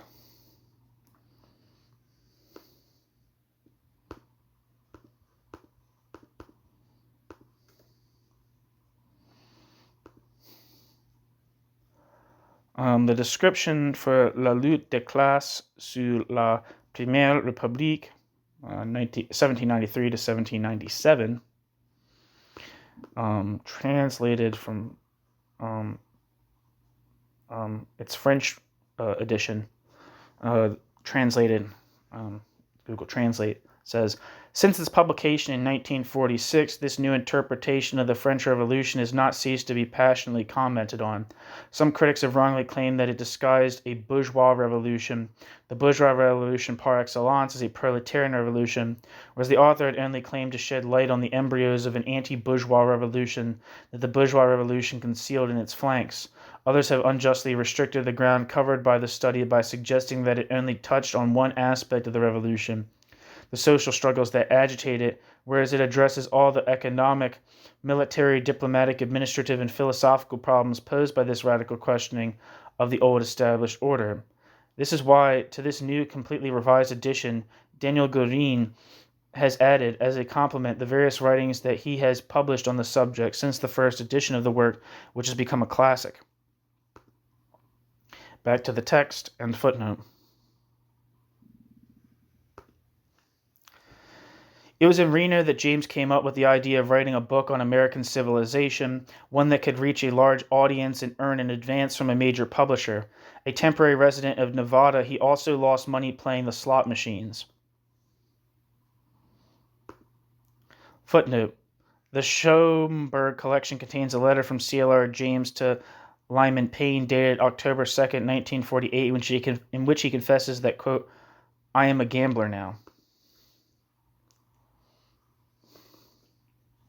End footnote. While James desperately wanted Constance to travel from New York to join him in Reno, Constance was by that time pregnant with their only child. They were both concerned with an interracial couple, that as an interracial couple, they would make an easy target for racial bigots. Although Constance and CLR obviously felt passionately about each other, their marriage, his second and her third, was on the rocks by 1949 and crumbled only a year or two later. A number of factors conspired to ensure that their courtship was more successful than their brief marriage. Harassed by the Federal Bureau of Investigation on political grounds, Webb and James found only a handful of places to go as an interracial couple. Constance feared, rightly or wrongly, that several of the, quote, heavies in Johnson Forest disapproved of her high-profile career, and she never really felt comfortable operating within the tendencies febrile subculture. What the hell does febrile mean?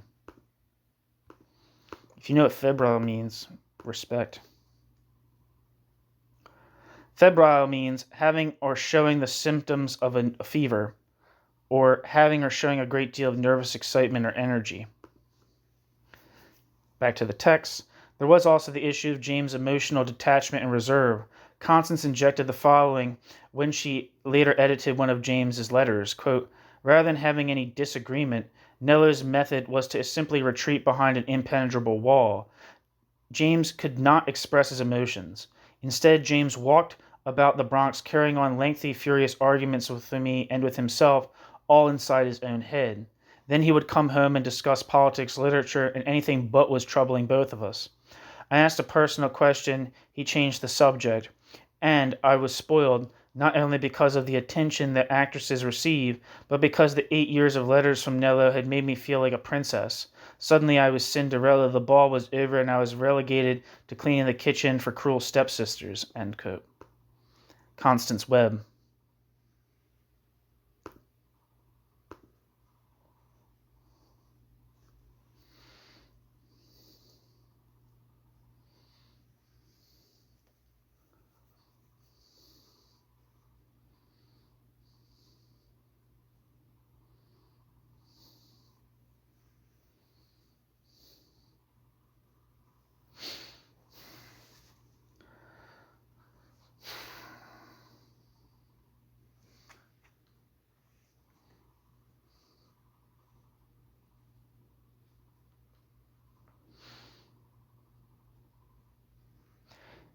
Where am I? An interesting light on their failed relationship is cast by a letter dated July 16, 1984, where an elderly James wrote about his feelings to his ex-wife, admitting, quote, the lack of consideration and the feeling that the woman is there for his own convenience and his own affairs, ... That is how I lived with various women with whom I was associated, and I was I was not crude or conscious that I was mistreating them in any way, but simply that is the view that men have and work on instinctively, ... End quote. Footnote, quoted in Anna Grimshaw's The C.L.R. James Archive, a Reader's Guide. In the autobiographical document titled My Experience with Women, James confessed that, quote, I was lacking in the fact that I never completely committed my life and my way of living to her life and to her way of living, and when she asked me what I wanted, I hesitated and didn't work at it, because it meant that to request of her what I wanted meant ultimately that my freedom and independence to live my own life as I wanted would also be committed to her, and the fact remains that I did not want anything in particular from her due to my ignorance and stupidity, end quote. James, end footnote. Despite the collapse of their marriage, the woman he dubbed, quote, Saint Monica, remained for James both an emblem of the, quote, new society and a romantic ideal. Having identified with both Marxism and revolution, and yet immersed in American values and American culture, Constance Webb was the first, and one of the truest, of the American Johnsonites. One of the activities CLR did share with Constance was his avid appreciation for popular art forms. Even as the New York intellectuals and exiled affiliates of the Frankfurt School were bemoaning the very existence of, quote, mass culture, James insisted on the importance of the comic strip, the gangster movie, the theatrical musical comedy. After Constance moved to New York in 1944, Constance was his regular companion as he set out to explore the subliterary realms. They agreed that while the high arts in America were largely derivative of European prototypes, the country possessed a dynamic and imaginative popular culture. Grimshaw reports that James, quote, began to go regularly to popular films such as Stormy Weather, That Uncertain Feeling, and Cabin in the Sky as a distraction from his political work. Initially, James had rather despised them, but he soon found himself reflecting on this new art form, from which he saw as one of America's most distinct contributions to the 20th century, end quote.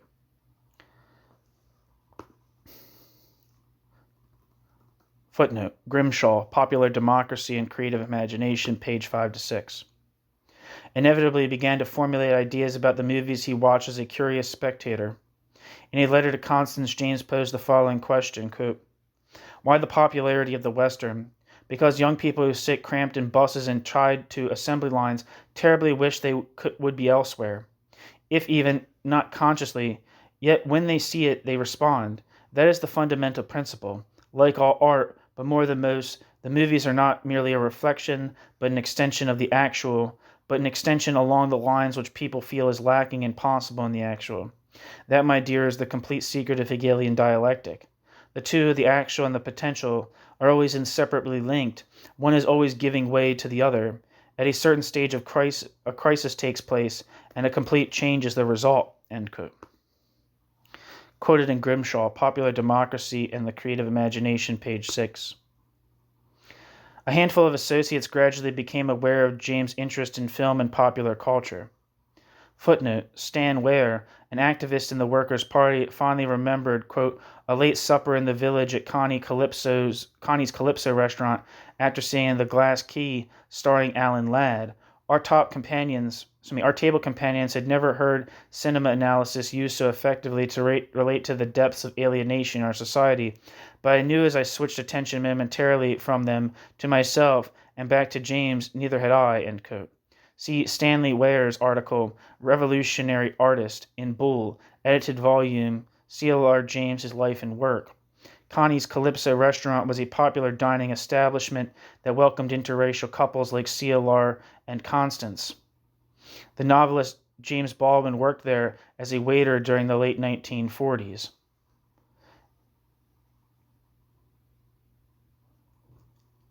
End footnote. While James's infatuation with the culture was severely tested by his de facto expulsion from the country in 1953, James's enthusiasm nevertheless continued to generate sparks well into the 1980s. Footnote. See inter alia his speech to American progressives on the implication of Poland's Solidarność movement, titled Poland, reprinted in At the Rendezvous of Victory, and three black women writers, Toni Morrison, Alice Walker, and Ntozake Shange, I don't know if I'm saying that right, originally published in Cultural Correspondence, New Series Number 2, and reprinted in Grimshaw's edited volume, The C.L.R. James Reader.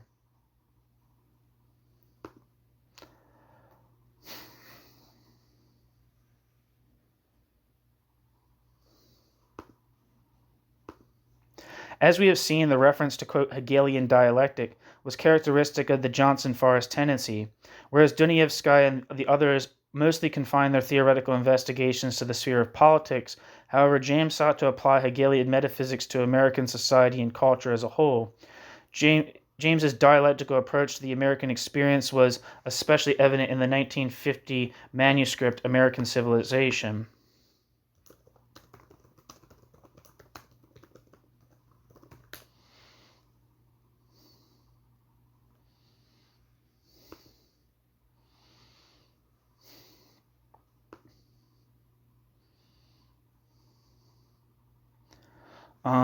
The description for American Civilization says, James, quote, a Trinidadian black whose life, ...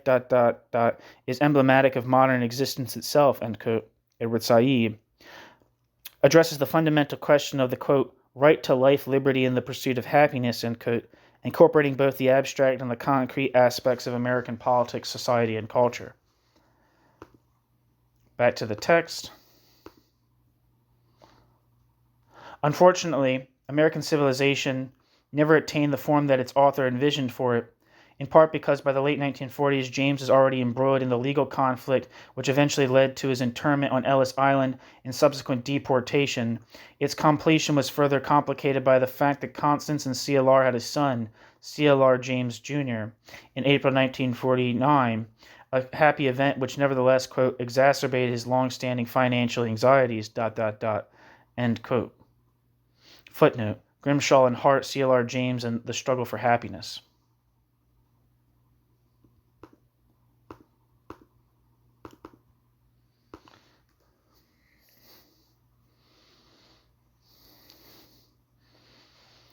Not seeing any descriptions for this.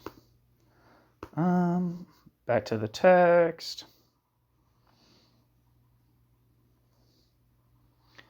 American Civilization constituted something of a departure from the usual polemical intercession in left-wing debates. Like the Black Jacobins, but unlike, say, state capitalism and world revolution, the project was intended for the widest possible audience. The book's key terms were words like personality, universality, civilization, and happiness. References were made not to leftist tracts, but to magazines like Collier's, Fortune, and Life, to middlebrow pundits like Peter Drucker, Robert Hutchins, and Walter Lippmann, and of larger-than-life figures like Daniel Webster, Mark Twain, Frederick Douglass, and Ernest Hemingway. While James had revealed something of the depth of his interest in American history and literature in private correspondence, American Civilization reflected a different, more, quote, culturalist side of its author's personality than the one disclosed in the Johnson Forest Tendency's formidable documents and pamphlets. The book's central argument was that America's distinctive and expansive contribution to world civilization was the high value that her people placed on the individual and his or her quest for happiness. Where European political discourse emphasized such abstract ideals as liberty and equality, American society valorized and legitimated the pursuit of personal happiness. In this context, quote, happiness refers to the integration of the individual with the society in such a way that would allow the individual to express his or her distinctive personality. That the pursuit of happiness was socially legitimate did not in and of itself guarantee satisfaction, of course, any more than egalitarian rhetoric guaranteed fairness. But for James, the democratic idealism that served as a cornerstone of the American political landscape made the landscape quite promising from a revolutionary vantage point. Furthermore, America could only be understood in its own terms. Quote, any attempt to show what America is today, which does not scrupulously define and delineate the unique origins of the country and the creation of the special ideas and ideals which distinguish America, any book on America which does not do these things is doomed to failure. Liberty, freedom, pursuit of happiness, free individuality had an actuality and a meaning in America which they had nowhere else. The Europeans wrote and theorized about freedom in superb writings. Americans lived it. That tradition is the most vital tradition in the country today. Any idea that it is merely a tradition used by unscrupulous July 4th politicians to deceive the people destroys any possibility of understanding the crisis in America today. End quote. James, American Civilization. The New World had initially held out great promise for common laborers of European ancestry, but during the 19th century, the, quote, heroic individualism of immigrants, farmers, and slaves clashed with the relentless march of, quote, northern capital, and with, quote, the individual industrialists and financiers who organized the vast industries of the West, ... end quote. James, American Civilization. By 1900, quote, the system of mass production had spawned social conditions deeply inimical to the country's original ideals, end quote. James.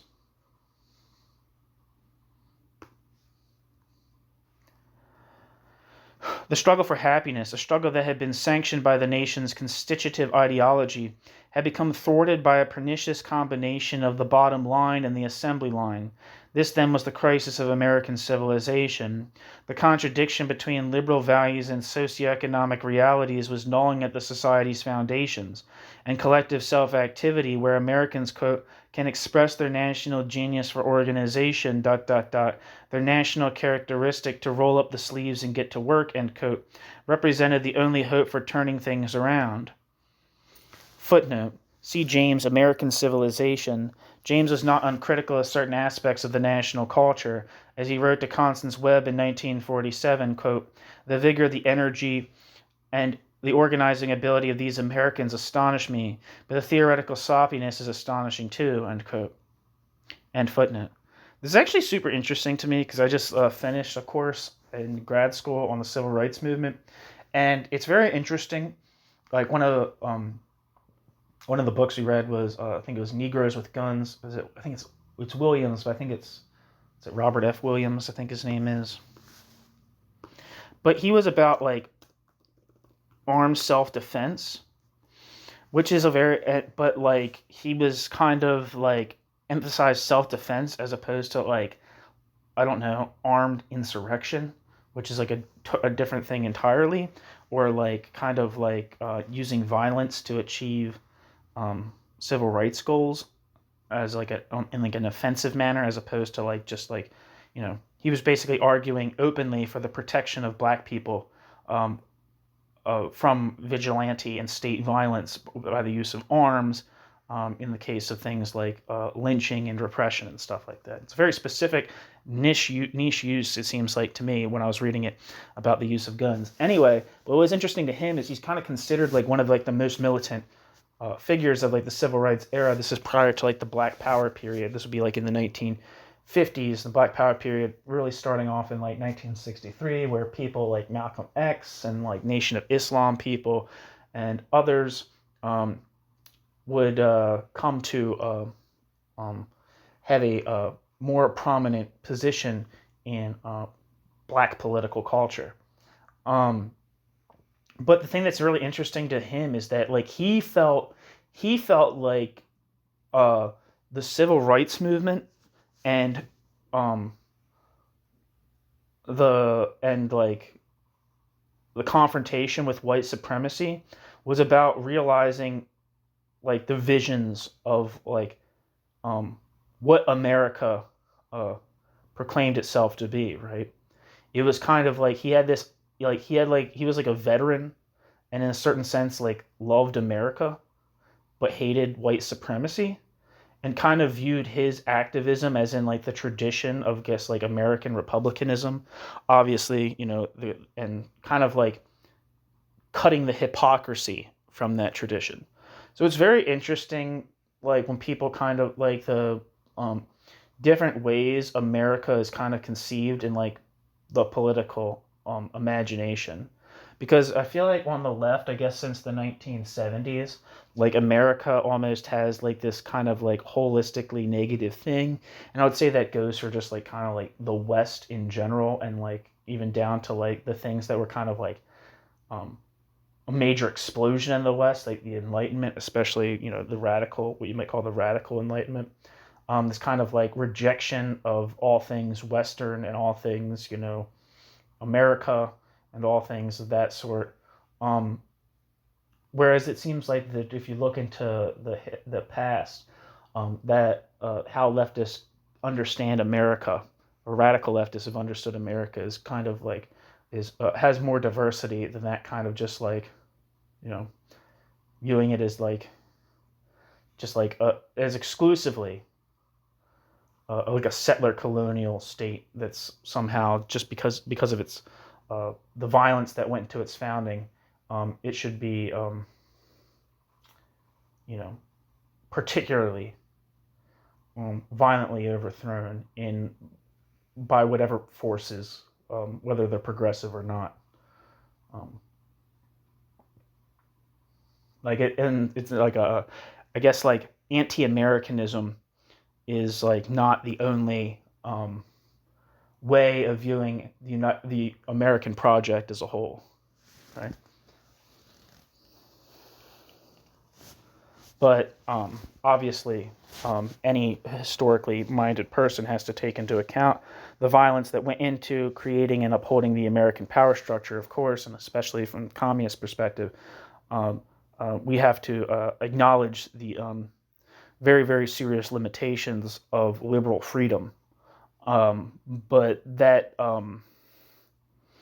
the critique of liberalism must always be from like an emancipatory uh, um, frame of mind, and not from kind of some sort of like blood and soil, ethnic kind of like um, you know uh, nationalist of different kinds of perspective. It has to be from a cosmopolitan, um, uh, democratic communist perspective. Anyway, sorry, that was just a thought I had. Sorry, I talked way too much there.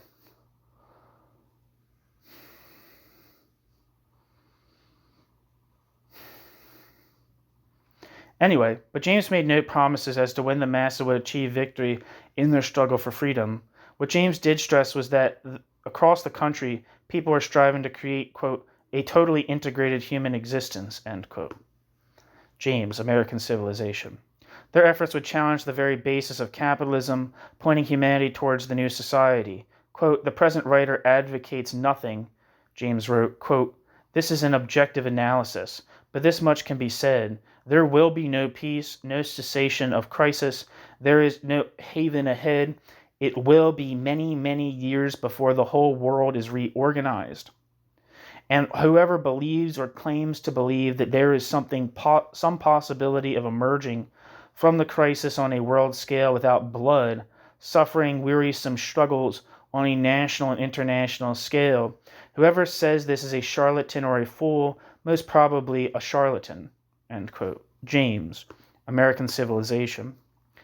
One of the more striking aspects of American civilization is American civilization's dismissive treatment of 20th century intellectuals. Modern American intellectuals are viewed as fundamentally alienated both from the masses and from themselves.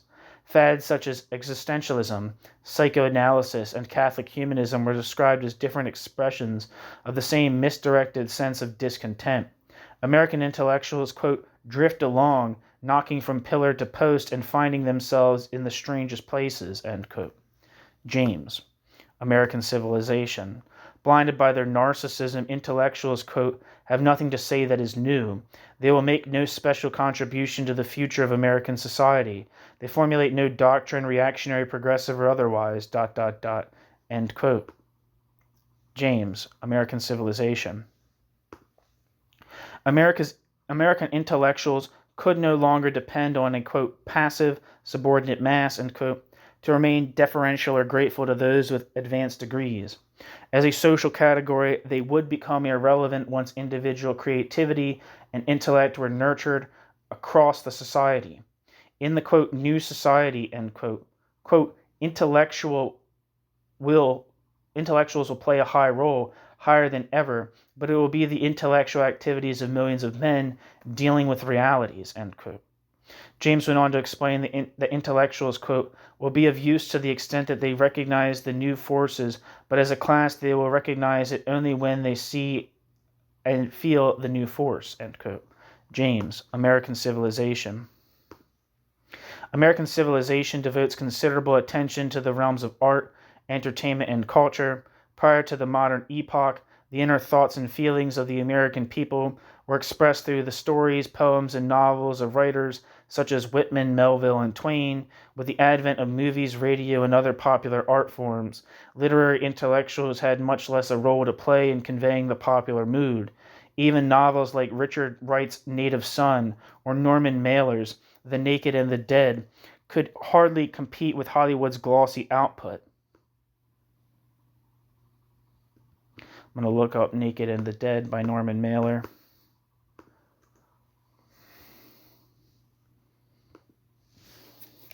The Naked and the Dead is a novel written by Norman Mailer, published by Reinhardt and Company in 1948, when Mailer was 25.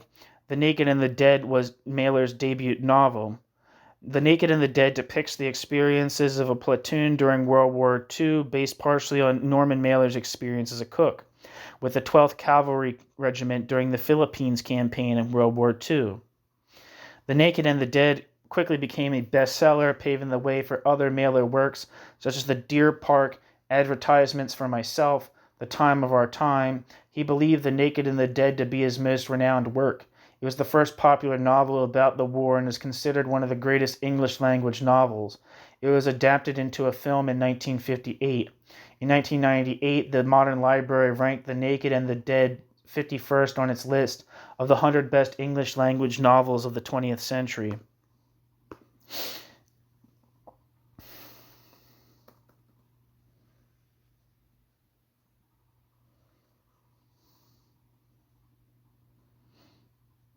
Back to the text. James's thesis was admirably straightforward. Quote, the modern popular film, the modern newspaper, the Daily News, not the Times, the comic strip, the evolution of jazz, a popular periodical like Life. Though these mirror from year to year the deep social responses and evolution of the American people in relation to the fate which has overtaken the original concepts of freedom, free individuality, free association, etc. End quote. James.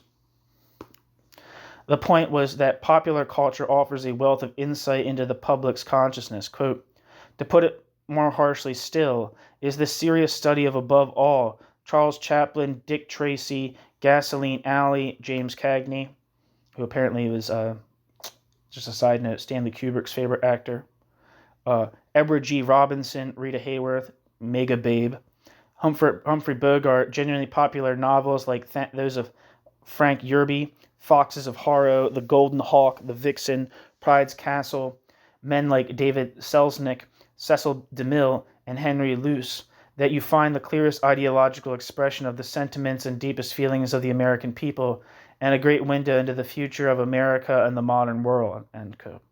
It's kind of weird when this is just a side note for myself, is I feel like it's kind of weird when people kind of like conflate popular culture with like the people, right? I feel like popular culture is a very much a kind of like pandering kind of like administrative thing. Not that I don't like pop culture. I like fucking pop culture. I like, I like Seinfeld. I like The Office. I like horror movies. I like, you know, genre films. I like, music that's popular. And not that there's like kind of like no relationship between the commodities produced by the culture industry and what people want or feel. There's not that there's no connection between that, but I feel like this is a very kind of like a sort of top-down approach. I think that it's very like something that's kind of like given to the people, right? Like rock and roll, or instance, like in the music that went into rock and roll, was very much a grassroots phenomenon, in terms of like it being built up from like folk cultures, right? Black folk cultures primarily, right? But it's kind of like distribution to like the world and to like the American consciousness is definitely something that was was marketed to people, and not just something that's coming up from like their local folk cultures or something like that. Not that that makes it bad. I like fucking Fats Domino. I like Elvis Presley. I like those people's music. I like Buddy Holly. I like fucking the Beatles. I like all that stuff. But I would be very cautious about like kind of acting like it's something coming from like the people. From the people, by the people. I would view these things also as kind of like instances of what you might call like spectacle in kind of like the light theoretical sense. They're kind of like an image of life, kind of like a fantasy of life that's unreal, which might indeed kind of like speak to like people's deeper longings, but like it's kind of a kind of like false representation of reality. And I don't think American pop culture loses its propagandic quality just because it's not produced by the state. But anyway, just kind of rambling to myself about my own personal thoughts on pop culture. On the one hand, I love it. On the other hand, I think it's a mistake to grant too much, democracy to it, or plebeian character to it. Anyway, one of James's specific observations concerned the way in which popular culture underwent a major transformation during the early 1930s, with 1929 marking a break between the illusions of the earlier period and current stark realities. After 1929, the new cinematic heroes were gangsters and private detectives. These archetypes had a lot in common, as the detective, quote, is in reality the same character as the gangster. He uses what methods he can. He is as ready with his gun, butt, or a bullet as the gangster. Both have a similar scorn for the police as the representative of official society, end quote. James, American Civilization. The Depression ushered in an era of unparalleled savagery in the popular arts. For the first time, the quote funnies, comic strips, depicted acts of depravity and murder. Mass anxieties mounted in the 1930s and then pushed even deeper into the collective unconscious after 1945. Quote, the bitterness, the violence, the brutality, the sadism simmering in the population, the desire to revenge themselves with their own hands, to get some release for what society had done to them since 1929, end quote. James, American Civilization. All connoting the crisis of American civilization, the gap between the desire for meaningful individualism versus the drudgery and manipulation of everyday life. This, quote, desire, ... to get some release, end quote, could only temporarily be assuaged through the consumption of cultural objects. Art may have, quote, assumed a very intimate relation to the daily lives of the great masses of the people, end quote. James, American Civilization, but it was a poor substitute for collective action.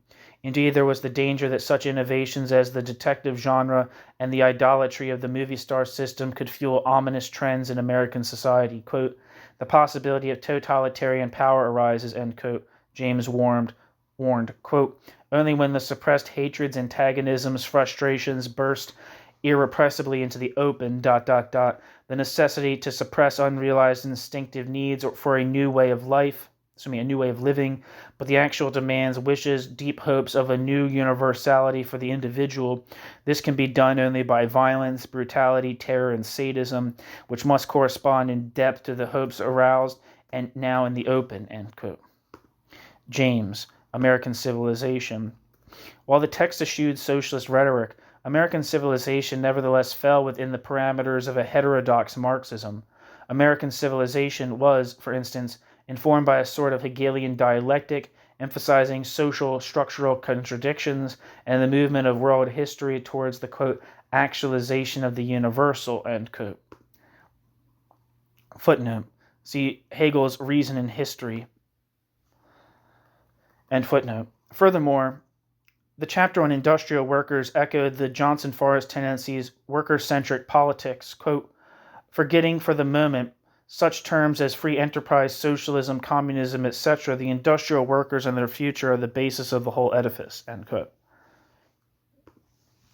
James, American Civilization, page 166. A repetition of the upsurge of industrial unionism and militancy of the 1930s was predicted, but on a grander scale with, quote, forces, gathering below the surface, and if we can judge at all by the past, forces of a power of which we have had so far only indications, end quote.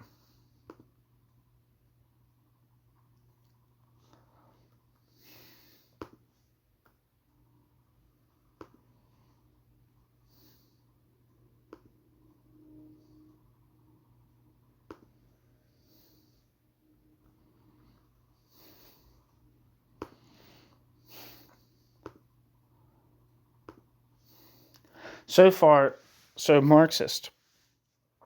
Did I say footnote? James, American Civilization, page 194. So far, so Marxist, but the stress on industrial conflict was matched by an emphasis on what later became known as, quote, new social movements based among blacks and women, if not homosexuals. Footnote. James gingerly approached the question of male homosexuality at the end of the chapter on, quote, the women, end quote. James noted that Americans, quote, have a unique attitude to it. They hate it, they denounce it, they are on guard against it, end quote. The discussion ends on a cryptic note, quote, the writer believes that hidden here are avenues of investigation to new relationships among men and new relationships between men and women, both sexual and otherwise, and here for the time being the matter will have to stay, end quote. James, American Civilization, pages 223 to 224, end footnote. The discussion concerning the lowly status of women in modern America, despite certain material and cultural advances, was particularly acute. Quote, a modern man has grown up in an environment of a man-dominated civilization. Education, books, movies, his parents, even the experience of his very early infancy. Margaret Mead has written on this. These have gone to make him what he is. He has as a rule little except the most abstract sense of equality. If you don't know, Margaret Mead did work on gender in what you might call primitive societies, and found that her findings, basically the summary of her findings was that the relationship between men and women and between women and themselves and men and themselves was a cultural product and not something steeped in biological dispositions.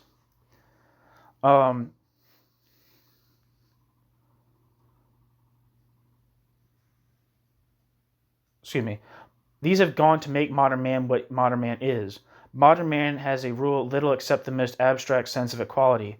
Modern man and his wife may both work, but almost inevitably the responsibilities of the home fall upon the woman, not only in the material sense of cooking and cleaning, but in the sense that, except in rare cases, the responsibility for adjustments to differences of personality fall almost automatically upon her." End quote. James, American Civilization, page 214. Tackling the roots of women's oppression required a drastic overhaul of household relations. Quote, "Men and women will be equal when, from the very start, cooking, washing, and other household duties, child care, personal adornments, games, sports, etc., are taught to children by a world which makes no distinction to all but the sexes, all between the sexes. No distinction at all between the sexes. The age of chivalry must go, and go finally and irrevocably, ... Only when men, by upbringing not so much in words but by social practice, can turn their hands to every single social and domestic necessity in the home and not feel it a disruption of the personality pattern to do so, will there be any possibility of equality. Under the circumstances, even a baby in the home does not become automatically the woman's sphere, except for a very few months at least." End quote. James, American Civilization, page 215.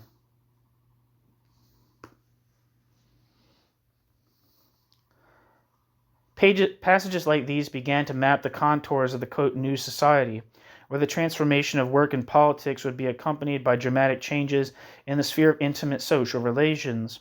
But James also warned that in the absence of a second American Revolution, authoritarianism on the right and on the, quote, left would gain momentum, and that the status of women and blacks would deteriorate. Herman Melville's name crops up throughout American civilization, and the 19th century novelist occupied a special place in James's critical pantheon. Everyone knows who Herman Melville is, right? The author. James saw Melville as a masterful interpreter of America's transition to capitalist modernity, creating distinctive characters and realistic workplace settings that encapsulated all of the tension and contradictions inherent in American society and culture. In James's view, Melville's fiction became more relevant and therefore valuable as time went by. His affection for Melville's work was made plain in Mariners, Renegades, and Castaways, which appropriate and distilled many of the literary and historical arguments advanced in American civilization. This short work of literary criticism offered an unconventional yet thoughtful reading of Melville's novels, concentrating in particular on Moby Dick. Like American Civilization, it was intended as an appreciative study of the people with whom its author had spent nearly 15 years. Although James would have preferred to remain in the country indefinitely, this option was closed once he was apprehended by the immigration authorities for, quote, passport violations in the spring of 1952. His arrest and subsequent internment came at the height of America's fearful response to the Cold War rivalry with the Soviet Union and was part of a wider government crackdown on illegal aliens identified with radical causes. James served out a 6-month internment on Ellis Island, waiting to hear if his application for U.S. citizenship had been accepted. Footnote: with the aid of the NAACP, James attempted to make the strongest case possible for U.S. citizenship. He enlisted the help of Mayor Shapiro and other influential friends in mounting a defense committee.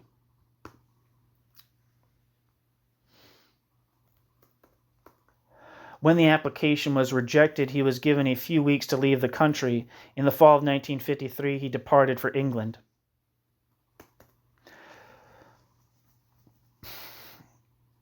While James had lectured to a variety of audiences on the topic of Melville, Mariners, Renegades, and Castaways was completed during the author's arduous confinement on Ellis Island, and it was intended to bolster his case for U.S. citizenship. As part of this process, the book's final chapter recounts his experience as an internee facing expulsion from his adopted homeland. In one passage, James describes his arrival on the island, where he was placed in a small cell with 5 communists, who immediately recognized the notorious anti-Stalinist. Quote, for a day or two, the communists were somewhat uncertain as to what should be their attitude toward me, ... I could see them whispering and consulting together. Finally, however, they seemed to come to the conclusion that they would treat me as a fellow prisoner, and this they did with that thoroughness and scrupulousness which characterizes them in any line that they are for the moment following. End quote.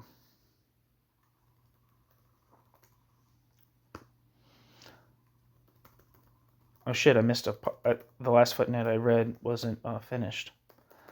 The scholar Gerald Horne has charged James with a lack of, quote, courage in this period on the grounds that he, quote, groveled before the U.S. authorities in order to obtain citizenship papers. Horne cites a letter in which James assured NAAC Peter Walter White that the, quote, idea that I was a dangerous agitator abroad is entirely ridiculous, end quote, and in which he avowed that, quote, I would get rid of every copy of World Revolution, bracket, a key document in the prosecution's case, end bracket, that I could because I no longer believe in it, end quote. Quoted in Gerald Horne, Communist Front, the Civil Rights Congress, 1946 to 1956. Certainly James's self-presentation was disingenuous at times, as if the break with Trotskyism meant that his political views were now somehow compatible with mainstream American values. But the question of, quote, courage is a non-issue. James had more than demonstrated his courage by his political activities, and in particular by his principled, if myopic, opposition to World War II.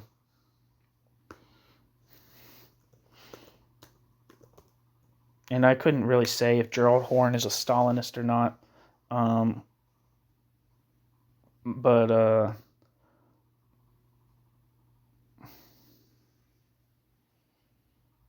Yeah.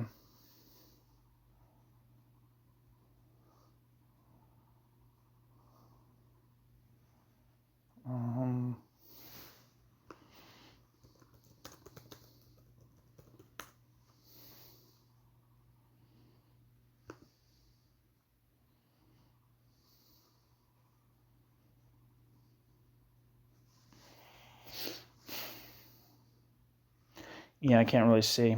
But he has a bunch of books published with Monthly Review Press, which doesn't necessarily mean anything. But Monthly Review Press kind of comes out of, like, the third worldist, Stalinism minus Stalin kind of tradition, at least in my perspective. You may disagree with that. More pro-Chinese, pro-Cuba kind of thing than, like, pro-Soviet necessarily.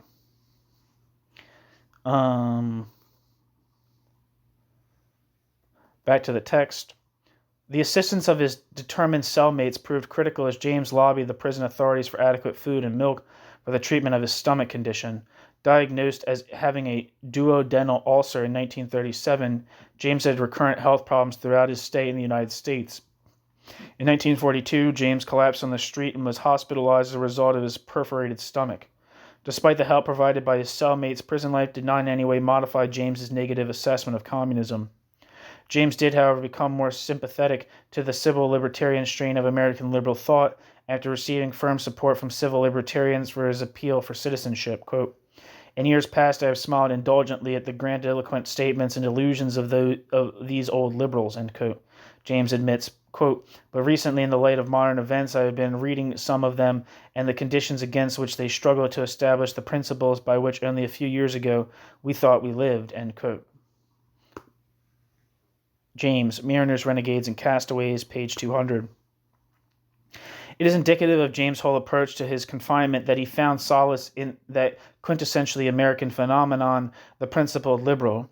Ellis Island simultaneously symbolized the callous nature of the state and brought its prisoner into contact with the country's finest traditions. At the heart of Mariner, Renegades, and Castaways is an analysis of the character and moral subject of Moby Dick.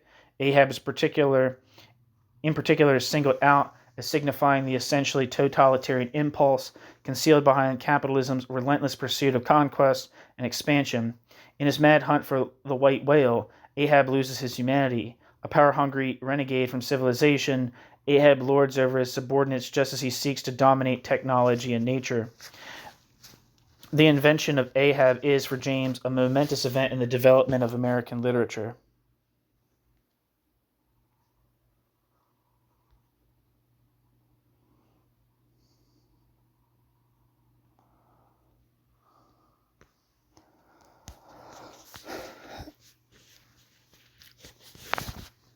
He is an original character, the, quote, embodiment of the totalitarian type, end quote.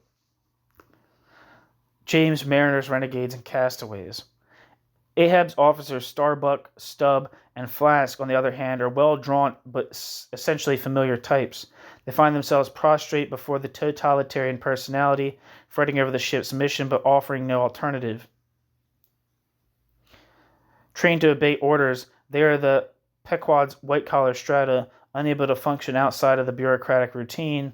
The ship's crew, in contrast to both the officers and the captain, enjoy the dignity and autonomy that accompanies meaningful labor. Unlike Ahab, they live by no plan. James effusively praises, quote, the warmth, the humor, the sanity, the anonymous but unfailing humanity of the renegades and castaways and savages of the Pequod. I don't know how to say this, the ship, I guess, rooted in the whole historical past of man, doing what they have to do, facing what they have to face, end quote. James, Mariners, Renegades, and Castaways, page 136. There is a sense in which, for James, the whaling ships of New England were some of the earliest factories in American history. In writing about the Pequod, Melville was thus able to dissect the contradictions of wage labor under conditions of mounting tyranny, just as Marx and Engels had written about industrial capitalism in light of the forced urbanization of the English countryside. Like Marx, Melville had a keen eye for the structuration of social conflict through processes of production and a discernible sympathy for those at the bottom of the totem pole.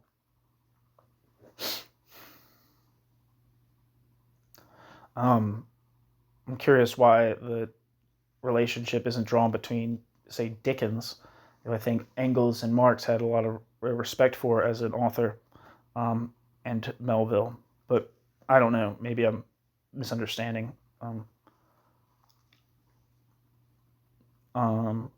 Maybe I don't know. That seems like the reflection that would dawn upon me, but I don't know. Ishmael, the narrator, is an intermediate character whose introspection and self-absorption is viewed as representative of the ideological plight of the educated middle class. Although Ishmael works alongside the mariners, he cannot focus clearly on the task before him, always dreaming he is the ship's intellectual, and is manifestly unable to either formulate a coherent strategy like Ahab, or simply be like the crew. Not surprisingly, James is less than effusive in his depiction of Ishmael's character. Quote, just look at the names of the famous books which will be handed to future generations as a picture of our times. The Wasteland, Journey to the End of the Night, Darkness at Noon, Farewell to Arms, The Counterfeiters, In Remembrance of Things Past, a catalogue of misery or self-centered hopelessness. These are the books that Ishmael and Pierre, another Melville character, would write if they wrote novels. Melville describes the same world in which they live, and Ishmael and Pierre are sick to the heart with the modern sickness. End quote. James. Mariners, Renegades, and Castaways, page 136. With its 30-some crewmen, the ship's social partitions and troubled voyage were described as anticipating contemporary dilemmas over such issues as class stratification, the abuse of technology, the alienation of the intellectual, and above all, the malignancy of totalitarianism. Thus, in a sense, Moby Dick should be of a greater relevance to readers of, say, Labor Action or the Sunday Evening Post than to Melville's contemporaries. James claims that in Melville's, quote, great book, the division and antagonisms and madness of an outworn civilization are mercilessly dissected and cast aside, end quote. James.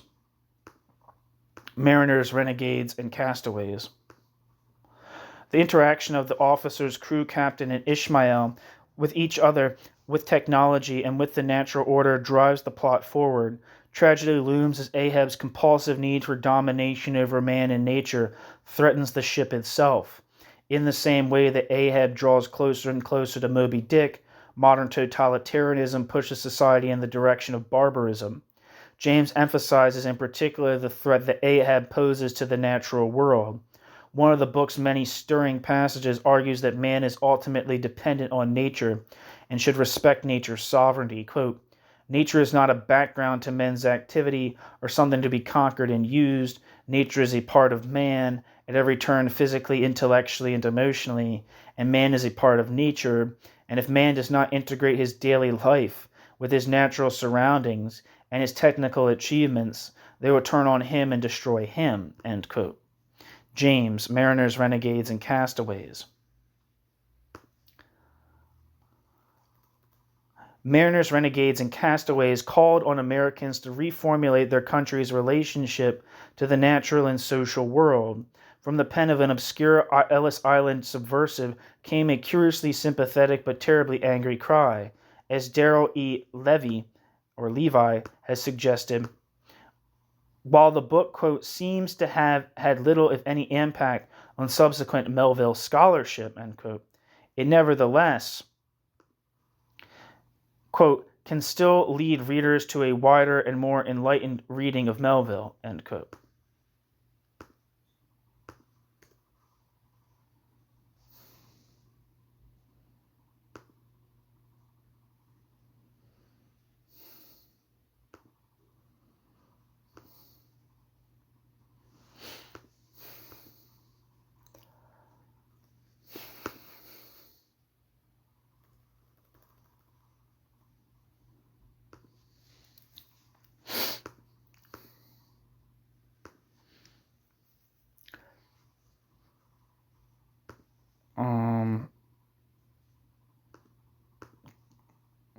Can't find anything for Darrell E.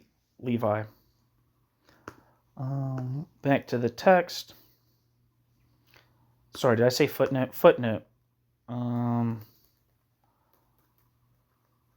Darrell E. Levi, C.L.R. James, A Radical West Indian Vision of American Studies. Published with American Quarterly, Volume 43, Number 3, September 1991. End footnote. After James's banishment, the correspondence group undertook the task of privately publishing and circulating Mariners, Renegades, and Castaways. It proved to be an expensive proposition, since 20,000 copies were printed, whereas, quote, actual sales amounted to less than 2,000 copies, end quote. Footnote.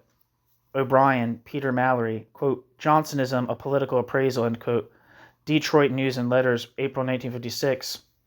O'Brien, Peter Mallory, goes on to claim that over 8,000 copies were, quote, distributed free to senators, congressmen, governors, mayors, judges, plus intellectuals, professors, and scientists of prestige, etc.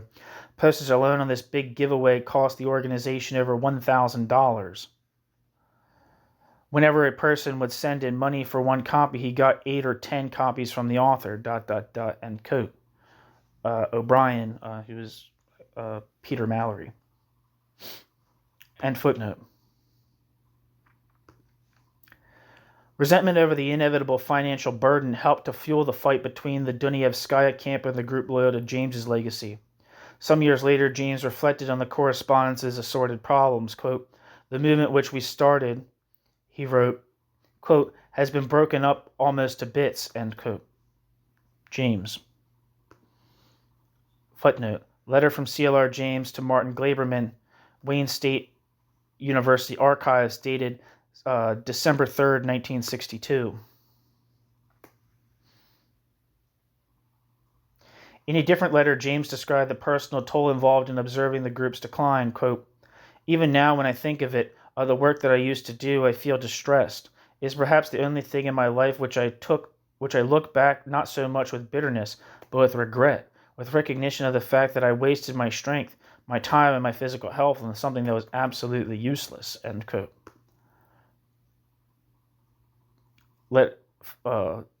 James to Martin Glaberman, December 1962. Attempting to build a group-like correspondence during the economically buoyant and, despite certain expectations, politically somnolent Eisenhower years must have invoked intense frustrations and difficulties.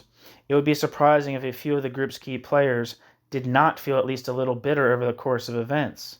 Paul Bullis suggested that the, quote, 15-year sojourn in the U.S. represents in many ways the most curious and personally obscure part of James's life, end quote. It is evident that James combined revolutionary activism, philosophical study, and an enthusiasm for popular culture in an energetic and iconoclastic fashion. Yet, if the period is now a little less, quote, personally obscure than before, on account of the biographical efforts of Boole, Cudjoe, Grimshaw, McClemmy, and others, there is still perhaps something curious about the way in which C.L.R. James approached American politics and history as a leftist and as a cultural critic. The connection between his unorthodox Trotskyism and American civilization and Mariners, Renegades, and Castaways may require some elucidation. American civilization in particular represents both an affirmation of and a departure from its author's work in the Trotskyist movement and in the Johnson Forest tendency. It was an affirmation in the sense that its emphasis on self-emancipation and collective action was rooted in classical Marxism and in the tendency's own political program. Furthermore, the rejection of elitist solutions along social democratic or vanguard party lines was entirely compatible with the radically democratic inclinations of the Johnson Forest tendency. It should come as no surprise that at the core of American civilization was the argument that American society faced a crisis that could only be resolved through the development of a mass revolutionary movement. It is also not so astonishing that the book American Civilization expressed a marked confidence in the capacity of Americans to reorganize their society on a participatory and egalitarian basis. After all, as we have seen, the Johnson Forest tendency was distinguished not only by its program, the autonomy of social movements, Soviet quote state capitalism, the rejection of the vanguard party, but also by its optimistic and almost romantic conception of revolutionary possibilities under advanced capitalism.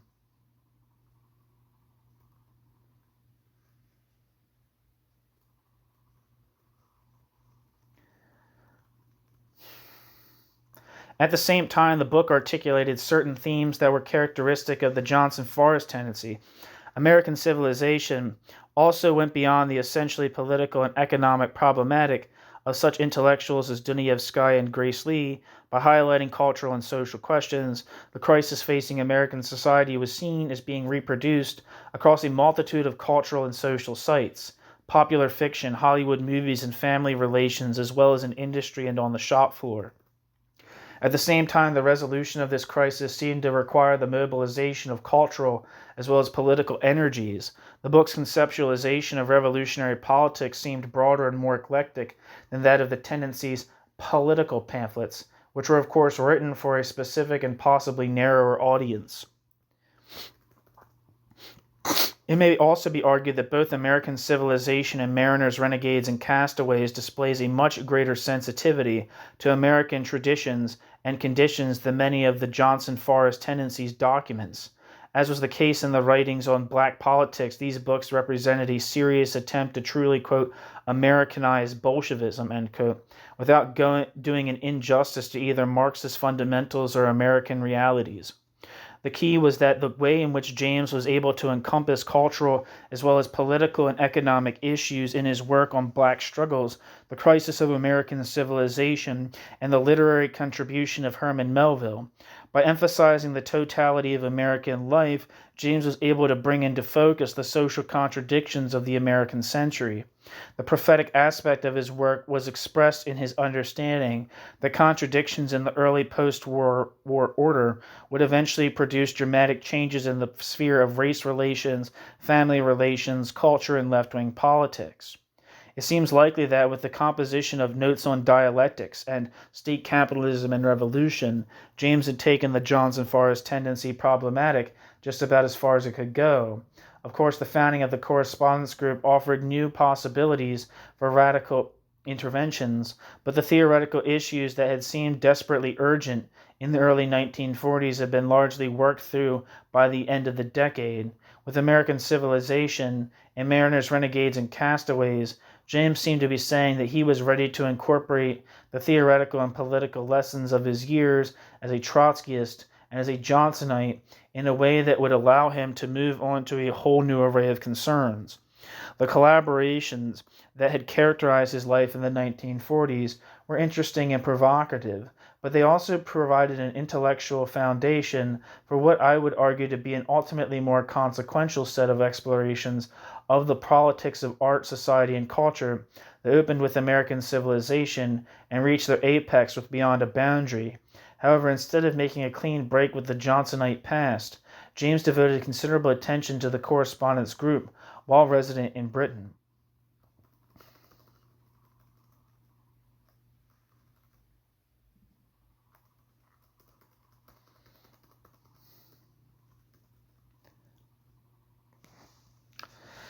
That's the end of Chapter 4 of C.L.R. James, A Political Biography by Kent Worcester. Thank you so much for listening.